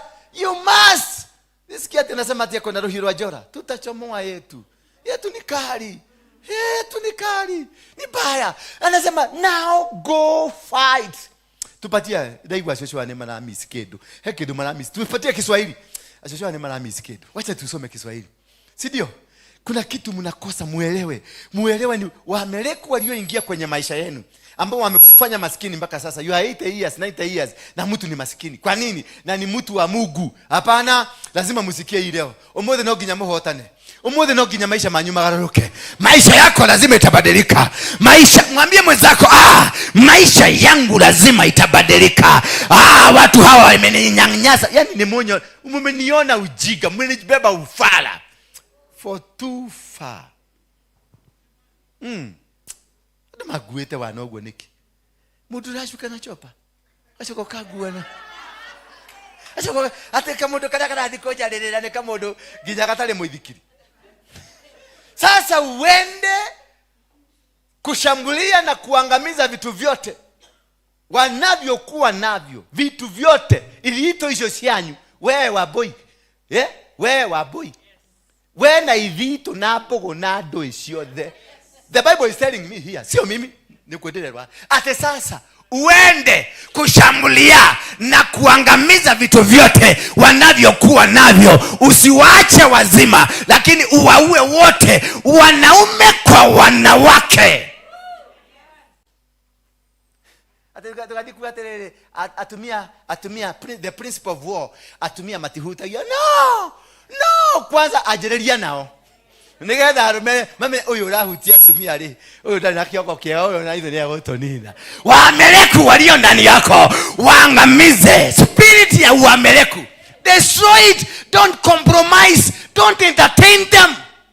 Mimi nime-entertain watu miaka habiri hapi. Ona venye walitufanya. Madhani yako cho dugata ya Ngai. mwathani ni aranjirire ngihoya mwathani ni aranjikerire kiugo ne gwenda guka tutikwareria haha ta we he appointment joke office gwaku tigetha kumenye tondu ni kaundu ga kwariria thimu-ini ni kaundu ga kwaria one on one. Kumbe ni Mwamerika amejipanga kuja kunimalizia kwa ofisi. Mimi siko najua I'm just innocent, green from Mogeke, just innocent. Na mimi kwa Mogeke tulikuwa tunasema dai nyoba ekagota dai nyoba dai kere dai gatatu pena karwara. Yani I didn't have anything. Sikuwa na ukule, hakukuwa tunajifichiana. Hapana, tulikuwa just innocent. Sasa nimeleta ule innocent kule, nimeleta hapa. Sasa nikafikiria nimekuja kukutana na watu. Unajua kule tulikuwa tunakula kiapo. Ukipatikana na makosa viboko 25. Makosa ya kwanza. Makosa ya pili 75. Ukiwa noi. Si tunapigwa ukiwa unavaa nguo, unatoa nguo ukiwa noi kabisa na unaekelewa katabaka kumepakwa chubi. Na upigwe ile kifoko kia muragi. Unajua ile kifoko ya muragi? Hiyo ndio ulikuwa unaekelewa na unaekelewa na mtu ameshiba vizuri. Mishipa hapa ako na ile 6 pack imeshiba hapa. Ukiona venye anainua unaona kama ni hydraulic.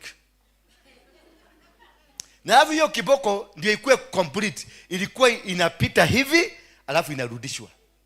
Zinaenda bili lakini 1. Bwana Yesu asifiwe sana. Kwa hivyo unapigwa 50.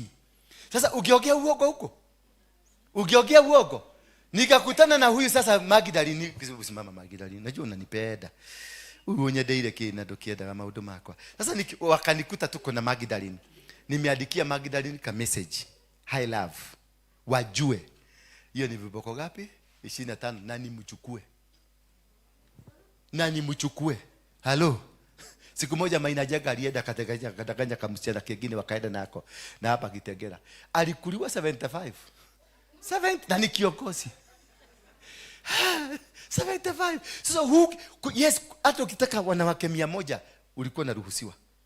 Lakini si kurukaruka atu uduge, ukiruduga wachana na huyo, unaduga hii, wachana na hiyo. There was nothing like that. Ukiduga ni wako. Matonahia. Lakini ukuje ukutane na Wamereku. Maana kanisani ndio Wamereku walihamia.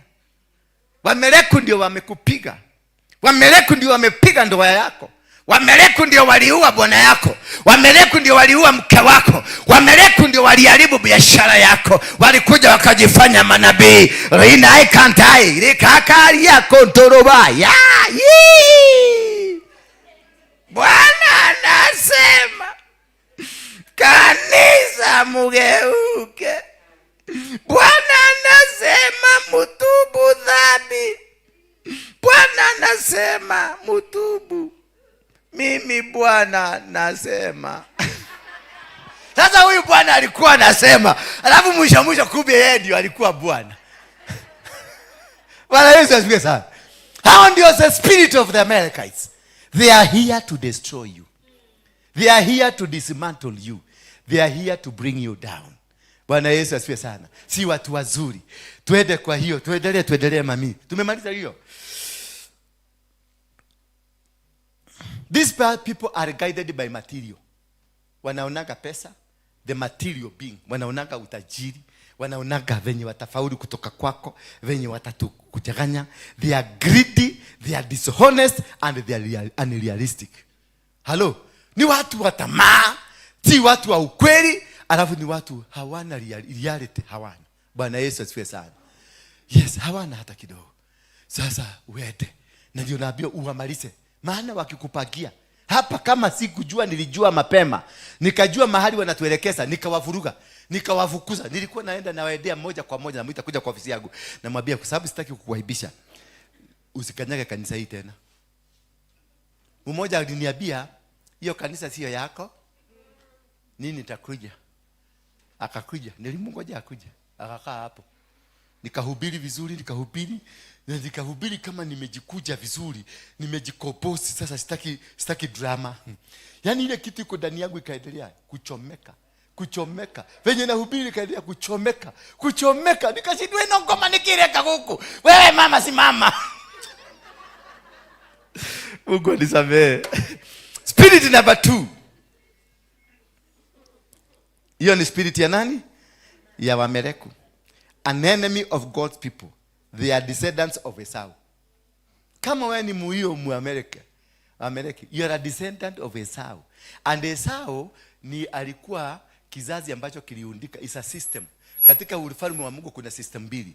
Kuna system ya Jacobo na kuna system ya Esau. System ya Jacobo wanaitangwa investors, ni watu ambao wana invest. Now system ya Esau ni a hand to mouth.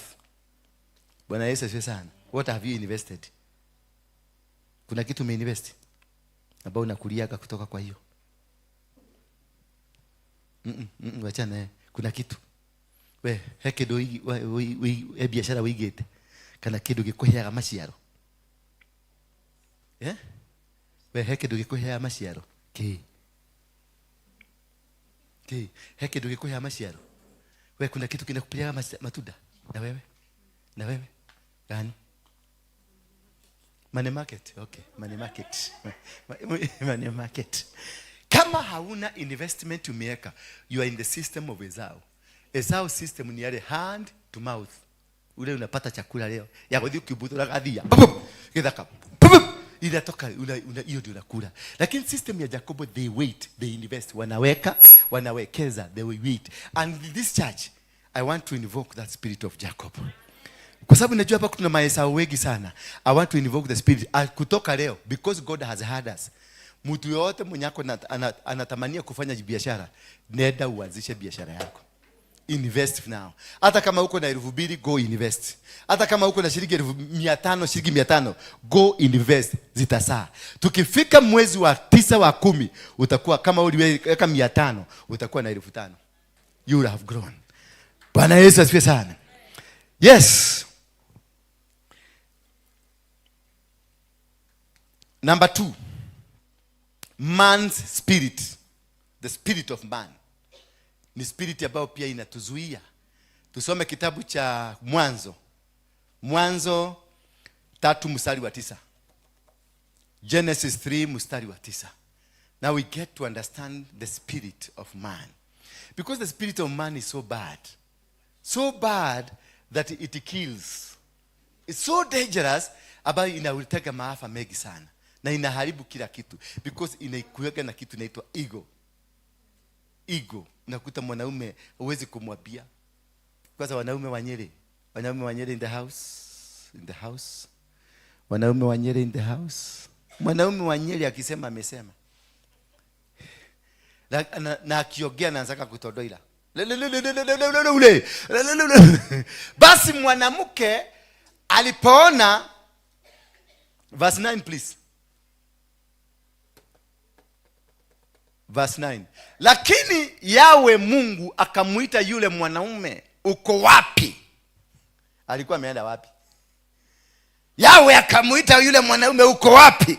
Mwanaume akasema verse 10. Mwanaume alikuwa already amejificha, naye akamjibu, nilisikia sauti yako katika bustani, nikaogopa, maana nilikuwa uchi nikajificha. Nilisikia sauti nikaogopa. Hello. Nilisikia sauti ya mke, nikaogopa. Nilisikia sauti ya kitu fulani, nikaogopa. The man's spirit is composed of fear. Bwana Yesu asifiwe sana. Aliogopa because fear that has been caused by a mistake by the same man. Verse 11. The same man. Fear ambayo imetokana na matendo yako. Fear because you failed. Ulifanya usherati. Fear because kuna kitu ulifanya ambacho si kizuri, hakikufurahisha Mungu. Yawe akamuuliza, nani aliyekuambia kwamba uko uchi? Ulijuaje? Wamenyiliatia. Unaona ile that kind of self guilty inakutoa tu. Ulijuaje uko uchi? Umekula tu daramuti niliyokuamuru usikule. Bwana Yesu asifiwe sana. And this is the ego that we push ourselves in doing things. Tunajisukuma kufanya vitu ambavyo havifai. Alafu ukipatikana kwenye makosa unaanza kuinua mikono. Mimi sikuwa najua, mimi niko uchi. Gai nedagethira leo nedadira. Nimeisha because you did intentionally. Ulifanya kitu kwa sababu hakuna mtu akukwambia, kwa sababu you are yourself and you are full of yourself. Bwana Yesu asifiwe sana. You are yourself and you are full of yourself. Kuna watu hawabiliki. Yaani akisema ni yeye, anataka yeye ni jogoo, yeye anakanyaga, yeye anatembea venye anataka kutembea, because Akon is full of the spirit of man. The man hapedagi kuabiwa, yeye ndiye anakuwa authority. Hata akikuwa kwa nyumba anasema hiyo maneno nimesema na ni final. Na hiyo alafu ikiaguka ndiye anakuja kukuambia na kafagi yako dikereia. Afadhali ningekusikiliza.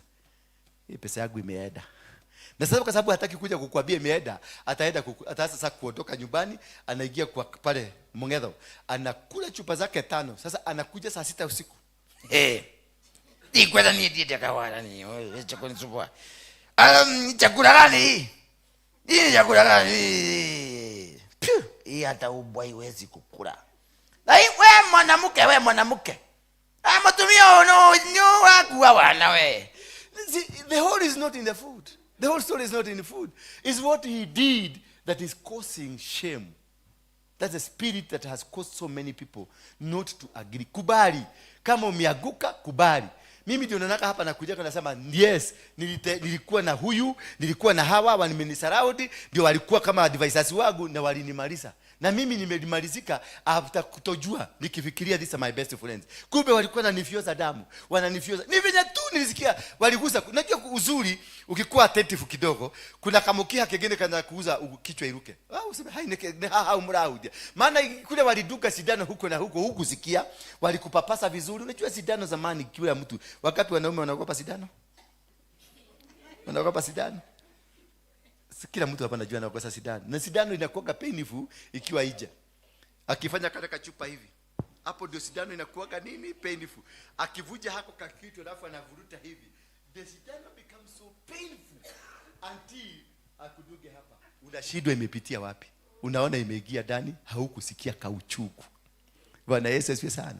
Sasa kutana na watu wako na spirit ya udaktari, wanajua kuduga.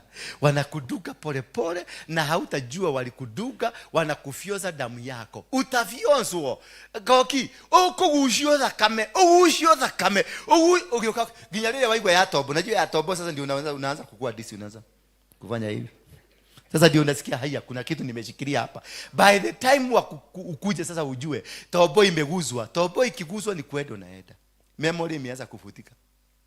Do you know there is a time I lost my memory? Wakati tulikuwa tunafanya zile interview na kinasema okay, I lost my memory at some point. Nilipoteza kabisa. Kumbe nilikuja kuambiwa kina hawa gedhito, wanachukuaga uboko yako, wanaipatia mtu mwingine, wanakuweka magunia ya makogo, ile makaba za makogo. Makohani ya makogo, wanatengeneza hiyo makogo vizuri, wanatengeneza makogo venye uboko inakuaga. Si unaona hiyo kaba venye inakaa kama makogo? Wanatengeneza vizuri, wanaishika, wanatoa uyako, wanarusha hii makogo. Sasa utakuwa unajaribu. Mimi nilikaa miezi 3 bila memory. Nilikuwa kupatia story na sahau ni nini tunaongea. Wakati huo nilikuwa na nyamaza. Nikiona sikubuki nini sentence ndio ni combine na sentence nyingine na nyamaza. Ndio nijaribu take my time kukumbuka ni kitu gani tulikuwa tunaongelea. Na it could take even 15 minutes nikijaribu kukumbuka kukuira gate. That is the time now they started hitting me. Sasa mimi unaniona hapa niko na shughuli mingi, na siku hiyo ukiniangalia miezi hizo nilikuwa busy, nilikuwa najifanya busy because sitaki tuongee na wewe nikupatie matohoho. Maana sasa sasa singewaambia kwa sababu hamuge niombea. Mimi sasa si nyinyi wote mmekuja hapa ndio niwaombee. Sasa ningewaambia aje? Ndio nilienda nikaambia my spiritual father, nikamwambia this is the experience. Hata kabla nimwambie my spiritual father venye naendelea nikasahau. Nikaanza kumwambia siku hizi nimeanza kuvuka ng'ombe. Siku hizi nimeanza kufanya hivi. Siku hizi yani nikamwambia totally a different story. Alinirecord. Na akalia rais akajua what has happened to me. Hii Wakorino mnaona haka Wakorino hawa.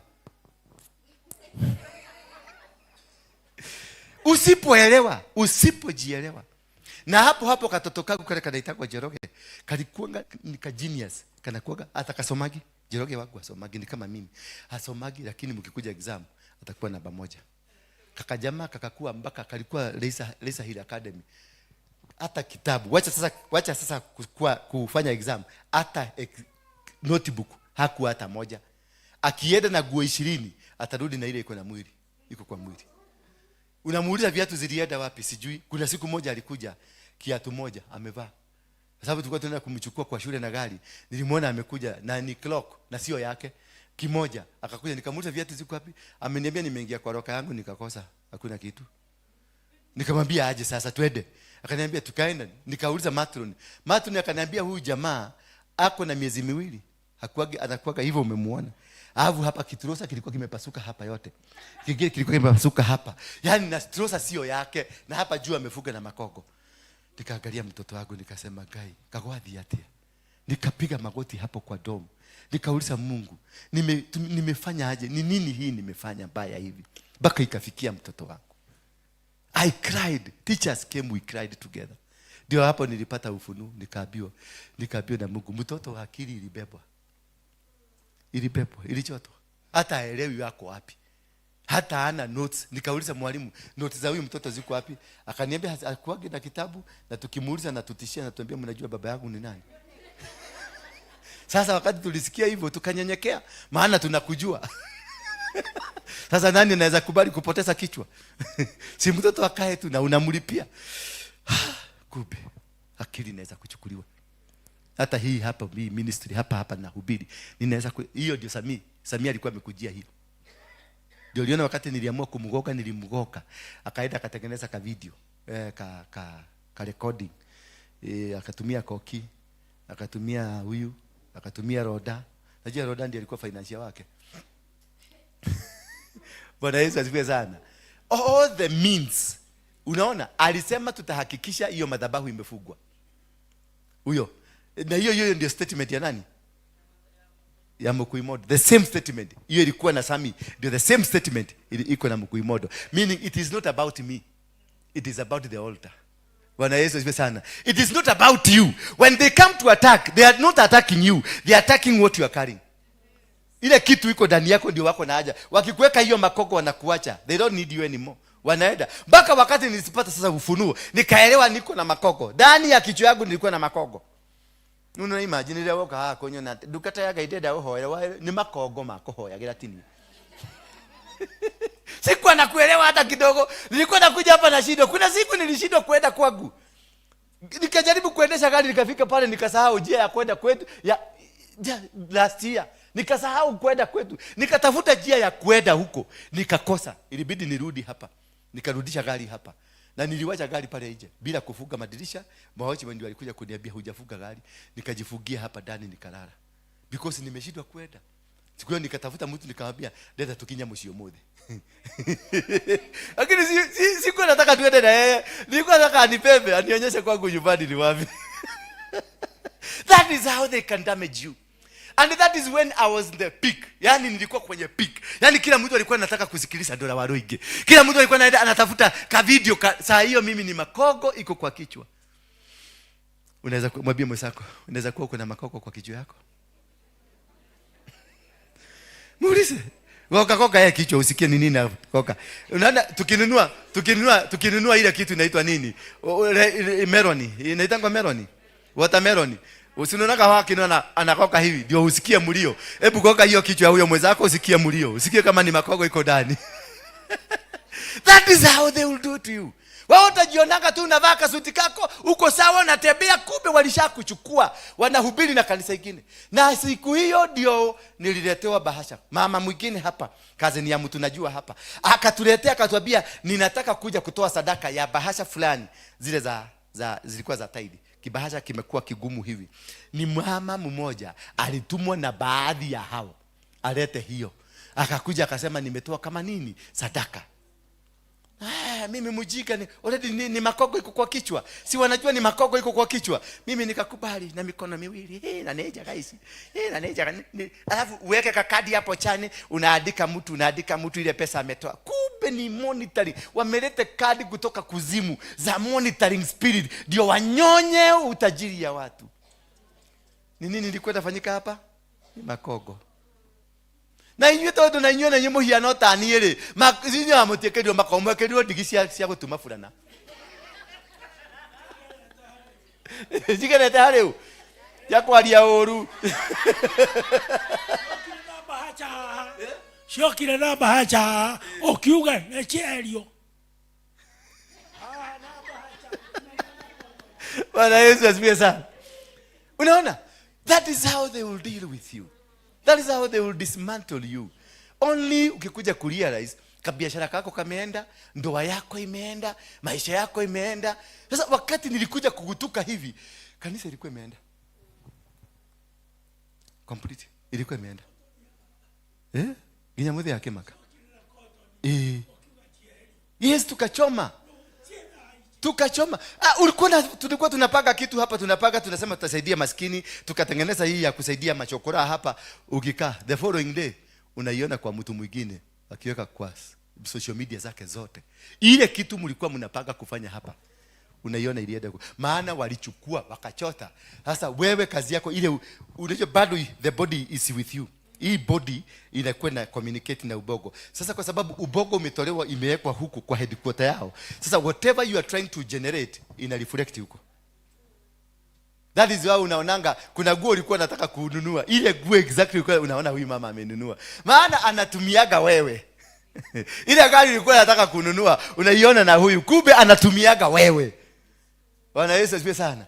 Kuna watu wanakutumiaga akili yako. Nikiona kuna wewe ni wende to muno. Wala ni agosho. Kuna mtu ameolewa na mzee. Mzee kumbe anatumiaga huyo mtu kabla ya olewa alikuwa mashini. Alikuwa mashini, computer. Sasa hizi ukimwangalia hivi unashida, unaona ni boga, cabbage ama ni gojet ama ni ile kaka geta kwa kaka tukira kwa mkate ine. Ile katunaweka kwa mkate. Lettuce. Ni lettuce. Unakuta hii ni lettuce, ni cabbage ama ni ile imekaa ubogo. Maana unajaribu kucompare these two people. They are not comprehending. Hawapelekani hata kidogo. Hawaelewani hata kidogo. Yule unajua na huyu sasa ako sahi. Unamwambia fanya ABCD, anakuambia nienda kwa kahora todo alele. Na Biblia rauga tuteane. Unajua wakati huo ndio uchoto, maana hiyo kitu unanyang'anywa, hiyo kitu. Hiyo haikuwa yake, ilikuwa yako. Hiyo brain imetumika, hizo vitu zote hazikuwa za upande huu, zilikuwa za upande huu.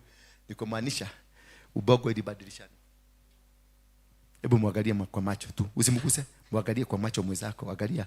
Anaweza kuwa amebeba ubongo yake ama ya kitu kingine. Ni cabbage.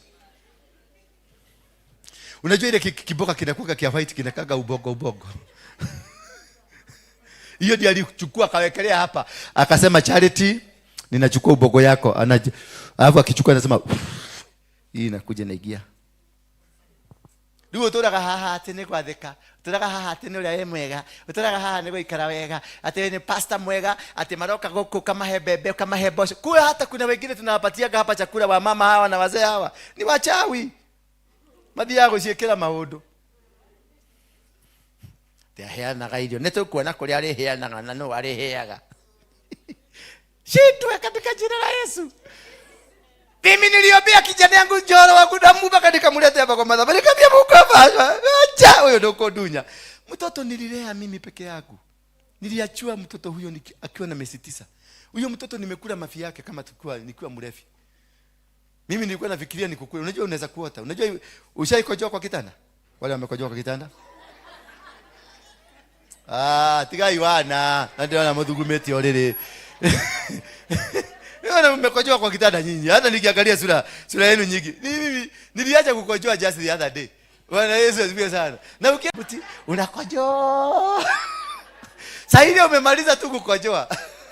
Ndio unasema iko kwa kitanda. Ndio unaikuta. Unasikia na sana unakojoa ukiwa kwa wenyewe. Kuna moja nilikuwa nimeenda kwa mwenyewe haki. Nilisikia ubaya. Na kutoka siku hiyo sijai kujua tena kwa kitanda. Maana ni kwa mtu prominent, mtu alikuwa amenipatia heshima. Nililala kitanda mzuri, kitanda ya bedroom ya guest, kitanda mzuri. Sasa nilikojoa na sikukojoa makojoa kidogo. Na tulikuwa tumekunywa. Sasa ni makojoa inanuka pombe. Kama ile Kokia alikojolewa hapa. Unajua Kokia hapa alikojolewa makojoa ingine mpaka nikamwe. Alafu alikuwa amevaa kile kiguo kimevaa balageti. Na hiyo nguo usiwahi kuivaa tena, imekuletea mikosi. Sasa Kokia nilimkuta pale akihinya makojoa. Kokia niulize tu Kiswahili ya ujinga. Hiyo makojo na ni mama ilipadaje hivi?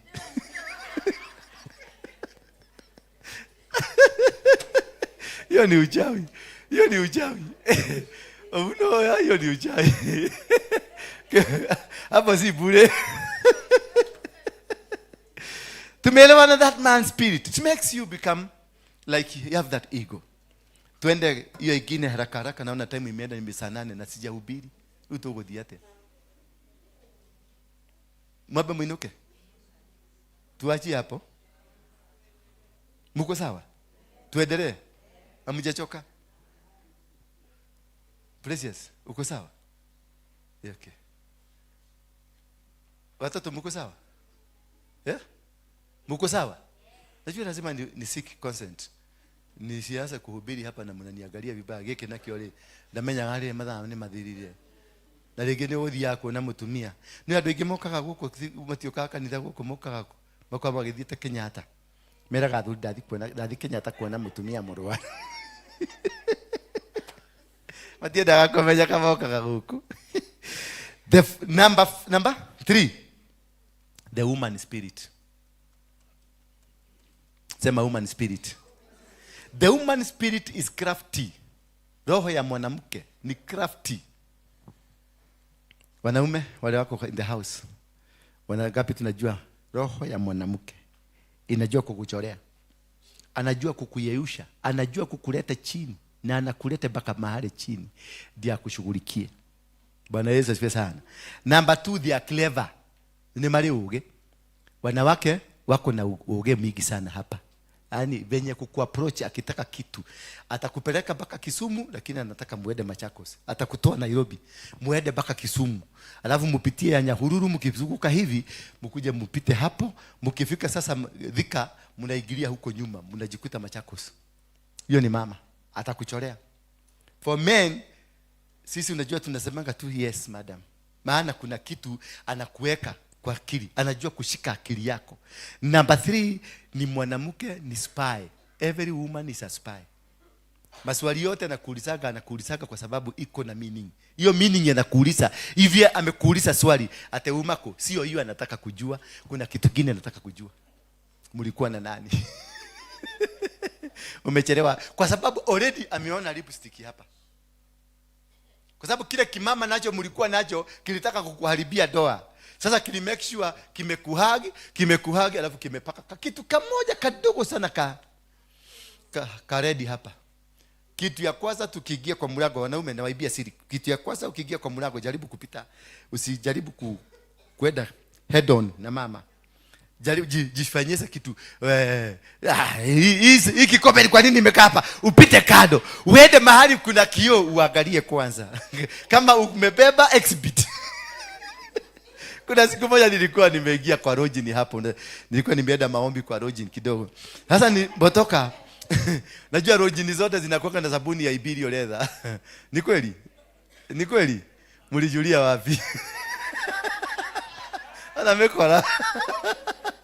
Wamenyele kuna Ibilio leather.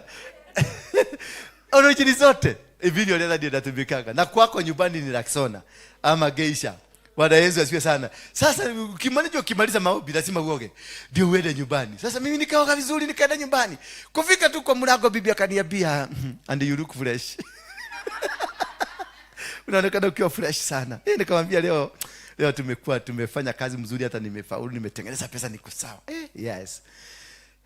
Kaona amesema by the way, sabuni ya Ibilio leather na hapa hakuna, imetoka wapi? Si kuconnect quickly.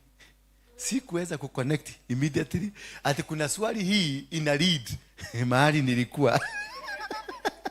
Nikamwambia hapana, hiyo ni si nile iko kwa bafu, si ndio nilioga nayo. Mimi nilioga asubuhi. Akaniza nani amekuuliza saa ngapi ulioga? Kuninusa hivi nikasikia kweli ni Ibilio. Nikarudishwa mahali nilikuwa. Nikajua nimejulikana. Ile kitu ilifanya nilimwambia wewe mwanamke wewe usinizoee. Itabonda hiyo kichwa yako. Kumpafu wewe. Ndio niondokea goli. Nikaenda kwa. Nikaenda babu alinikuta umeamua kuoga na Rexona. Because these women, they are spies. They have a cunning spirit. Na ndio ni manyoka. Ndio maana aliongea na nyoka na akakula tunda na akasikia ikiwa tamu. Akatoka hapo, maana nyoka alishindwa kupenya mwanaume. Akatumia mwanamke. Mwanamke alienda tu kwa mwanaume akamwambia, "Hey, tamaka." Joseph, tamaka neto ahe nilio. Wanawake Nyandarua ndivyo wanasemaga, tamaka neto ahe nilio. Nona kama tikara kare rugogo, katuda kare. Tamaka neko henio. Ili yako na igunyo. Na hizo ni ilio jaga muno. Taruma. Musi akaruma. Bana aliprepare kwanza. Tamaka akastuka. Tamaka neko henio. Wamama wanajua kukumaka mpaka unastuka. Wanajua kukuweka kitu mpaka akikuambia sasa the real thing unakubali bila reason. Musi alikubali. Akamwambia basi tuendelee na kazi. Na kazi ilipoendelea ndio tunaona Kaini anakuja. Bwana Yesu asifiwe sana. They are manipulators. Women, the spirit of women is manipulative. Wanaweza kukucheza na akili. Naonaga Ani akikuja, Ani kama anataka kitu. Unajua Ani namwekeaga sometimes break. Kwa sababu Ani ni so demanding. Anataka kila mtu akule hapa. Anataka kila mtu akule ugali na wakule nyama na matumbo. Sasa unashindwa ndokurugira andũ ene irio gũkũ. Thondeka mũndũ ũrĩa necessary ũragirwo nĩ kũrĩa. Arĩa matagirwo nĩ kũrĩa gũkũ rĩ, wachana nao. Sasa Ani na yeye akuagi hivyo. Ani nataka kila mtu afanye nini? Sijui kama ni kiti ya MCA anatafuta. Sasa anakuja apostle. Niko dago kukwaleria hanini. Wage na mahida. Namwambia niko sawa, niambia leo ule ndina kiroto. Sasa ananipatia kiroto. Na unakalia kiroto sipiwa ni fake. Sasa anakuzia uoga. Sasa wakati wa kumalizia point yake. Nadua nitogia mahekedo ya Korea. Sasa ni atotageka. Na mutigethi muthondeke, caria cia ready hau muthondeke. Maana alipita ana manipulate akili yako yote. Na ananitafuta tujia tu kuniuzia uoga. Kwa sababu anajua ninanunuaga uoga haraka. Unauziwa uoga. By the time kila kitu hiyo ya mwisho kumalizia itakuwa tik. Usikuje tukukuja kwa ofisi yako. Nimejua leo. The eyes opened ahead of man. The eyes of women ilifunguka kabla ya mwanaume. Sisi wanaume tunatake time ku open up. Tuki open up itakuwa perfect. Lakini sasa by the time you open kila kitu imeanguka ama kila kitu imeenda. Bwana Yesu asifiwe sana. The spirit of a child. Hizi ni spirit ambazo lazima tupambane nazo ndio tushinde hii vita. Hii ya the kingdom. Because seek the kingdom. Udama kitu inaguo.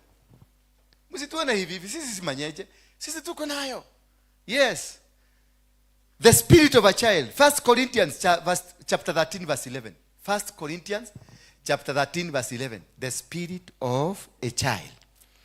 Yeah, roho ya mtoto kama hawa. Si unaona venye they are very innocent, they are very good. When I was a child I spoke like a child. I thought like a child and reasoned like a child. When I became man I gave up childish ways. Some people have refused to grow up spiritually. Their work is to hinder others. When you are a child, you spoke like a child. You thought like a child. You walked like a child. Kwa hivyo roho ya mtoto ni roho very innocent. Haikuagi na matatizo. Aka kama mtoto katakwambia tu ukweli. Utakambia waambie si yuko. Atakana kibia kanasema ameniambia nikwambie hayuko. Anakuuliza uko ako wapi? Ako kwa bedroom na amejifugia lakini ameniambia nimkwambie hayuko. They are just innocent. That is a spirit when you have people that are innocent. They are just there. They are watu wa kucomposed. Hawana shida mingi, atakwambia tu ukweli, atapoa. Ukweli yake yote atakuwa. Hana hakujificha. But these people when they refuse to grow. Hallelujah. When they refuse to grow, utaishi na wao kama watoto. Kama hii kanisa, most of these people in the church, they have refused completely. Kuna watu wamekataa kukua.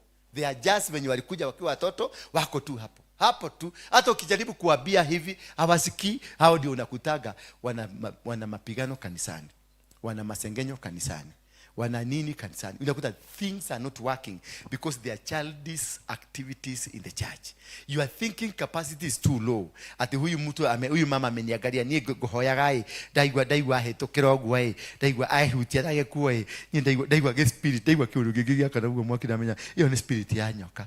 How now you are praying uli divert aje mind yako ikakuwa nyoka na Mungu because you are a child. You are picking. Ukiona mtu kanisani anapiki tu vitu vidogo vidogo, anapiki tu vita tudogo tudogo, anaota doto na ni doto self explanatory, anataka apostle interpret your doto kwa sababu anataka kitu inaitwa nini, anataka ile attention. These people are attention seekers. Bwana Yesu asifiwe sana. Hebu uliza mwenzako kwa sababu nakuonanga wewe unakaa attention seeker. Why do you like this? Muulize, why have you refused to grow? Uliza mwenzako, why have you refused to grow? Uko venye uliingia hapa bado huko hivyo hivyo. Bado unakujaka kuleta vitina. Bado unakujaka kuleta vita na watu wale wengine. Bado unakuaga unachiba wale wengine. Bado unataka mtu fulani aende. Why? It's because you have refused to grow. When you refuse to grow, the church will not grow. At the same time, the business will not grow. And your marriage will not grow. Hii utakuta kila siku mnagombana na msee. Ni kwa sababu one of you have refused to grow. Until one of you matures to mature the other one.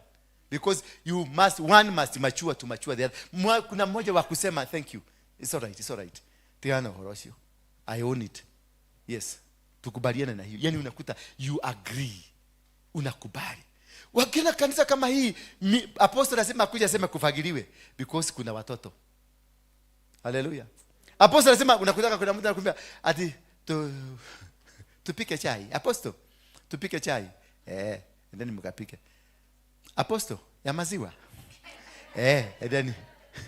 Apostle tuweke majani. Sasa ukikuwa mjinga uendelee utalea vitoto vikubwa. Sasa hapo mwambie ndio ukatumia akili yako. Kutoka hapo ndio ukatumia nini? Tumia akili yako. Maana don't use my brain. Because kimodo yake ni kegima, ni kenene ile.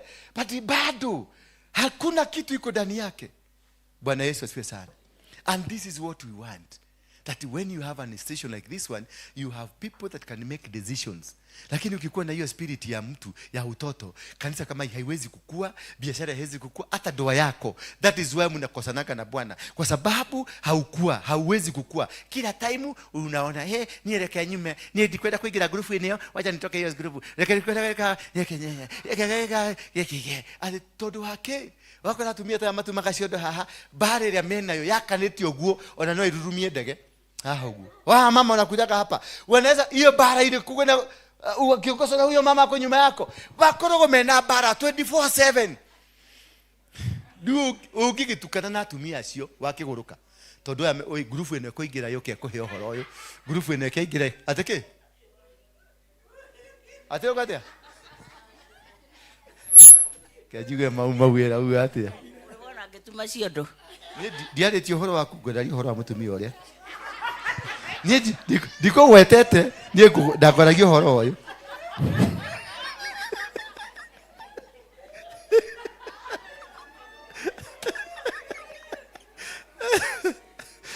Bwana Yesu asifiwe. Bwana Yesu asifiwe. That is the moment that you discover that you have people grown ups but they have refused to mature. When you have grown up you cannot make a decision. Lazima ukibie kwa apostle, atiwabie apostle, ati apostle amesema. Well, vitu vingi hapa vinasimamishagwa apostle amesema. Bwana Yesu asifiwe sana. Because they are children. Ukisikia mtu anasema apostle amesema, because nimekuchagua wewe ni chairman. Nilikupatia, I donated some of my powers to you. So you can make decisions. Some of these decisions niliambiwa na Mungu, toa hii decision weka kwa mtu fulani. Maana nataka uconcentrate na this line. Sasa ukikuwa na children watakumaliza na watamaliza huduma yako. Maana every time hata kienda kutaka apostle. Todie kioro. Apostle. Tuhodera tissue. But I say, because these are meant to cause you concentrate away from God, but concentrate on them. They want to derail. That's a spirit of children. For you to get into the kingdom, for God to give you full mandate to operate, you must grow. Lazima ukuwe mtu mkubwa. Ukuwe mtu ana make decisions. Na decisions zako haziwezi kukosana because I donated the authority to you. Nilikata nikakupatia. Therefore, kama nilikata, whatever you be reasoning like me. It will be part of me. Bwana Yesu asifiwe sana. Kwa hivyo ukikuwa na watu wawili watatu wa kukujaka kukuuliza hiyo tu maswali hiyo ya ujiga, ujue hamuta grow, you will never grow. Bwana Yesu asifiwe sana. The spirit of, hiyo ni a spirit of what? A child. Wacha tuende kwa spirit hiyo ingine, tuone the spirit ya wanyama. The spirit of oxen. Oxen ni nini? Oxen ni degwa. Dewa wani naitwa oxen? Ni degwa? Tukimete degwa. No ni dia genyite dhukuru. The book of Job 39 verse 9 to 10. Job 39 verse 9 to 10. Tutamalizia hiyo, tuache hiyo alafu muende mpumzike, mkuje jioni, si ndio? Already ni jioni, lakini mkuje jioni. Ndio watu waende wakakule raji. Job 39 verse 9 to 10. Quickly. Is the wild ox willing to serve you? Will he spend the night at your manger? Will it? What is an ox? Mbogo atakubali kukutumikia. Atakubali kulala katika zizi lako. Ndio nimeshindwa oxen hii mnasema. Na Biblia inaniambia ni bogo. Ni bogo. Bogo atakubali kukutumikia. Sasa kuwa na watu wako na roho ya bogo in your life, in the name of a husband, in the name of a pastor, in the name of a manager, in the name of a son, in the name of a daughter. Lakini spirit iliyo ndani yake ni ya bogo. Yani every single minute auha ya. Mumekuwa na hawa watu? Yani they are bulldozers. They want to bulldoze everything. They want to push. Wanasindikisha kila kitu. Osho weta roho wa bogo. Hawa watu hawananga reasoning. Ngana bogo hai reason. Bogo ikiamua ni kubomoa mlango ile itabomoa. Haijali kama kuna mawe, haijalishi kama kuna kitu inataka tu kumomoa. Ile ndio dharurania goko. Sasa ukikuwa na hiyo bogo, mmejenga huduma vizuri imekuwa, bogo igie hapa. Hiyo huduma lazima ibomolewe. Hapo ndio unasikia ukisema kokini mchawi. Unasikia Charity ni devil worshiper. Unasikia huyu agedito, huyo koja oketa kukunina. Unasikia kidogo unasikia huyu mwenzako, huyu ndungae ni mtu ambaye ni mtu mbaya. Akisimama tu na wewe hivi, utaanza kusikia anaanza kunyonya spirit yako. Hiyo ndio spirit ya bogo. Bogo inakujaka kudestroy kila kitu without formula. Ndio anauliza bogo atakubali kukutumikia. Hawanaka na roho ya kukaa chini. Hawana. Anataka yeye kusema. Akiingia kwa department kama praise and worship, anavuruga kila mtu, maana kila mtu anasema msikilize. Bwana Yesu asifiwe sana. Ukimpatia responsibility and there is a one man show. Afanyagi na watu wengine, ni yeye peke yake.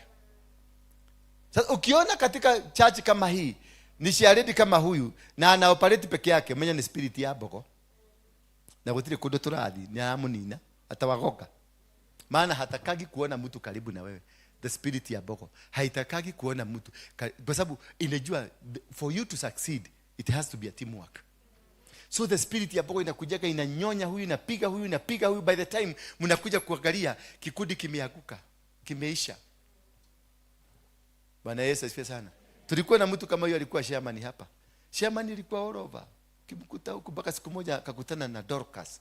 Unakumbuka yule Dorcas mwenye hana nyama lakini yako na nguvu. Chairman alienda kumwambia utafanya ABCD, akamuuliza asihu. Jamaa ni Mkerenyaga, na Mkerenyaga unawaelewa. Alisema ni Munyeri. Mimi nilikuwa nafikiria Mkerenyaga. Hata nikamwambia abai mondo. Alizimwa akazimika.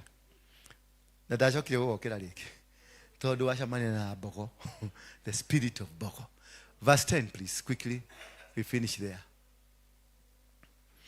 Unaweza kumfunga mbogo kamba kwa kulima shamba au akokote jembe la kukulima. Yani unaweza kuvuka. Utikira hata mbogo unaona ile kiboko kienda basi ni kule mama nalima. Itakuburuta na ikugeukie, ikugoke papa. Kuna watu untenable hapa. You cannot tame them. You cannot bring them to reasoning. You cannot manage them. Maana spirit iliyo ndani yao ni hapo. Ugotigira no mafanga hawa kula kila kitu imeharakanio. Na zimeanza kukula baka hiyo. Zilikuwa zinapanda mahindi, zinakupiga na zinakula hiyo mahindi. Na zinakula baka fertilizer. Bwana Yesu asifiwe sana. Haleluya. Tusimame tu kwa miguu yetu. Hizo zingine tutaendelea mpaka tumalize, ni nyingi. Kuna the spirit of sheep, the spirit of camel, the spirit of dog, the spirit of doggy, the spirit of sesafurae, the spirit of mosquito. Hizo zote and they are biblical. Bwana Yesu asifiwe sana. And they are what? Very biblical. Inuka kwa miguu yako miwili. Yes mtoto.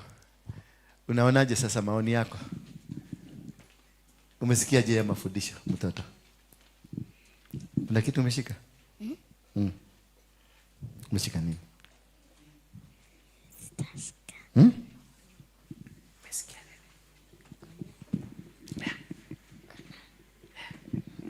Hakuna. Kabisa. Haya. Nimejiokeleza. Nimejiokeleza hapa yote. Kai, wewe. Umesikia nini kuja?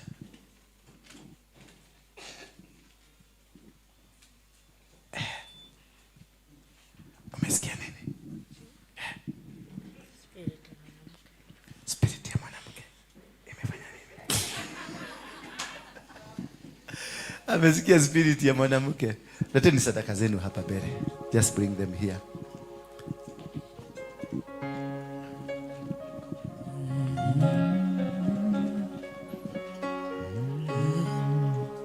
So those are the kind of spirits ambazo zinatumika kuzuia kufaulu katika maisha yako.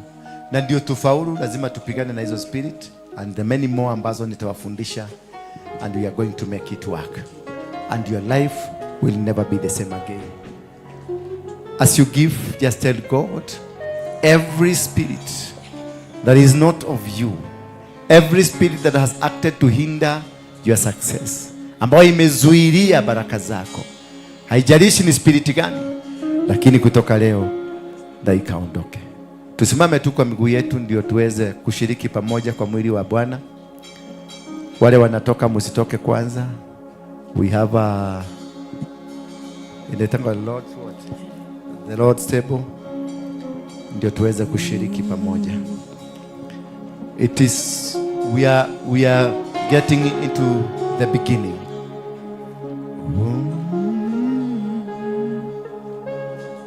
Worship song.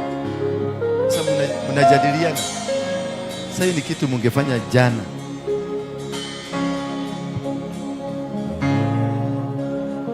Harakisheni kidogo wale wanaohusika. Niongoze Yesu, kiongozi mwema, moyo wangu kuhitaji, niongoze nifike salama. Mungu wangu uniongoze,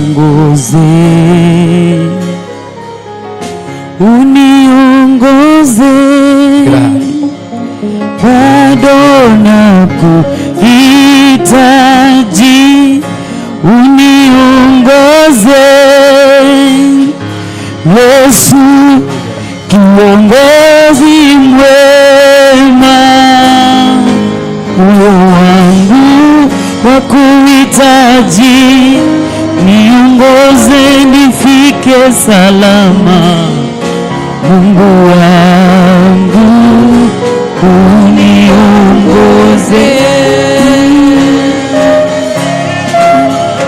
ulisema ninaposhindwa nikuite, hivi leo nakuita nisikie.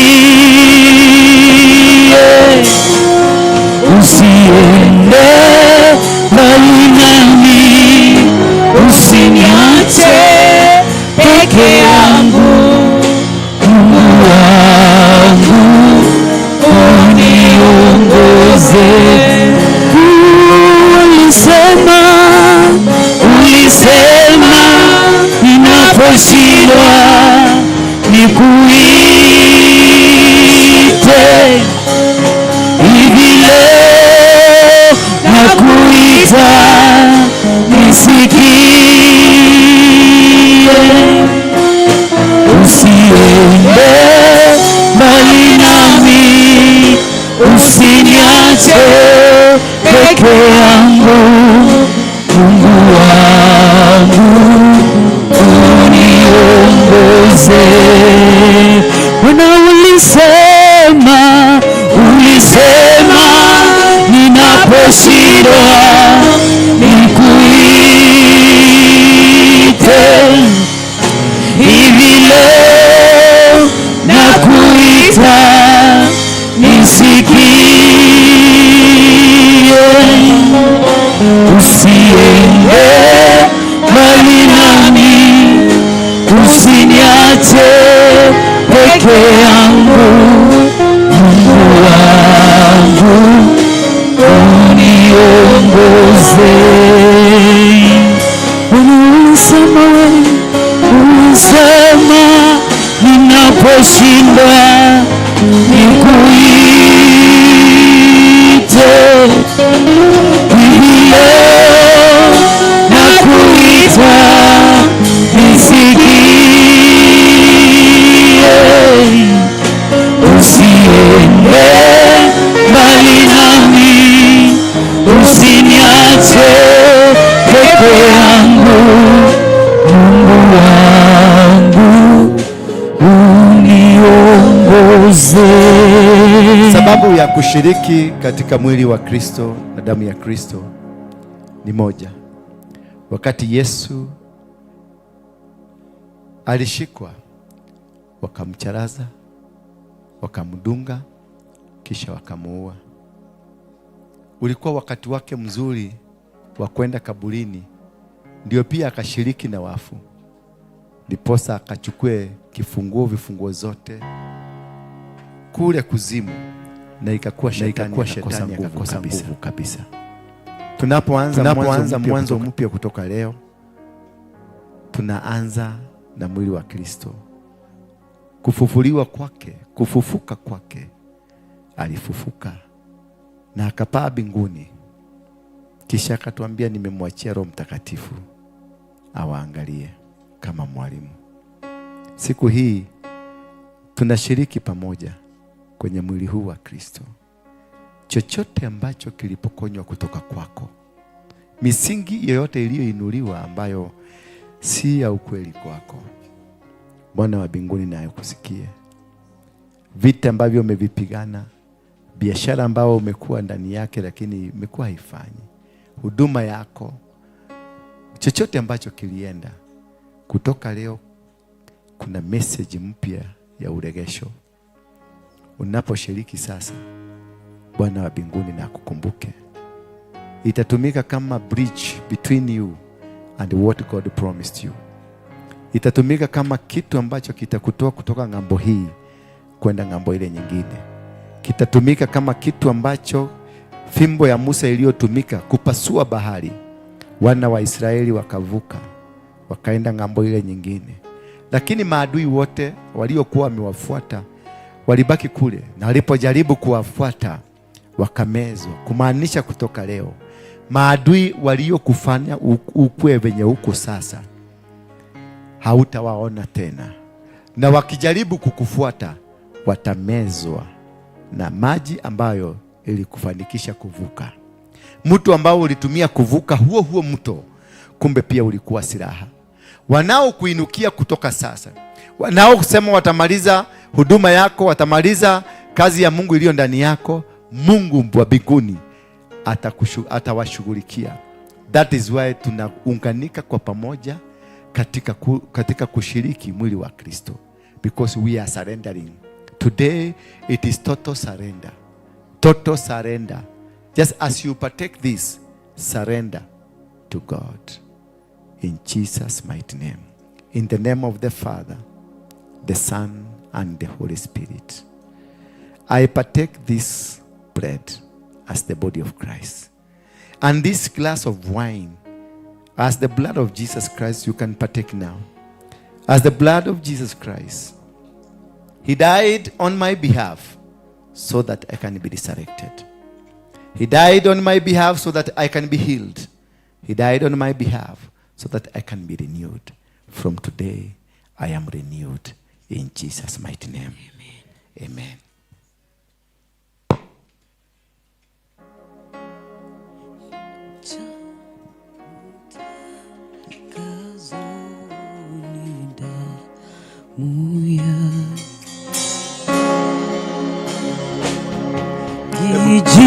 Ebu. Mpatie mic. This is our son. Mpatie mic. Amen. Shika. Tuongoze kwa wimbo moja. Yes, hallelujah.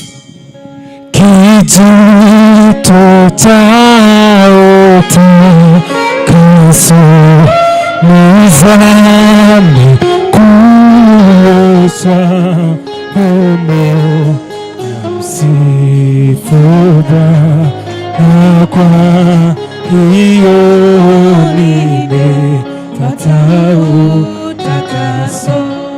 Kijito cha utakaso nizame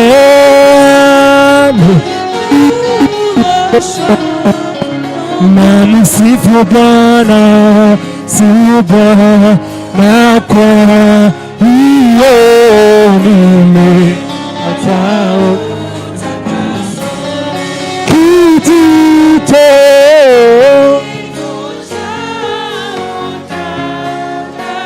nizame na msifu Bwana. Ngoja kidogo. Subiri kidogo. Mike yake. A better mic, please. Mpatieni mic. Tukutane saa 10:30 for deliverance.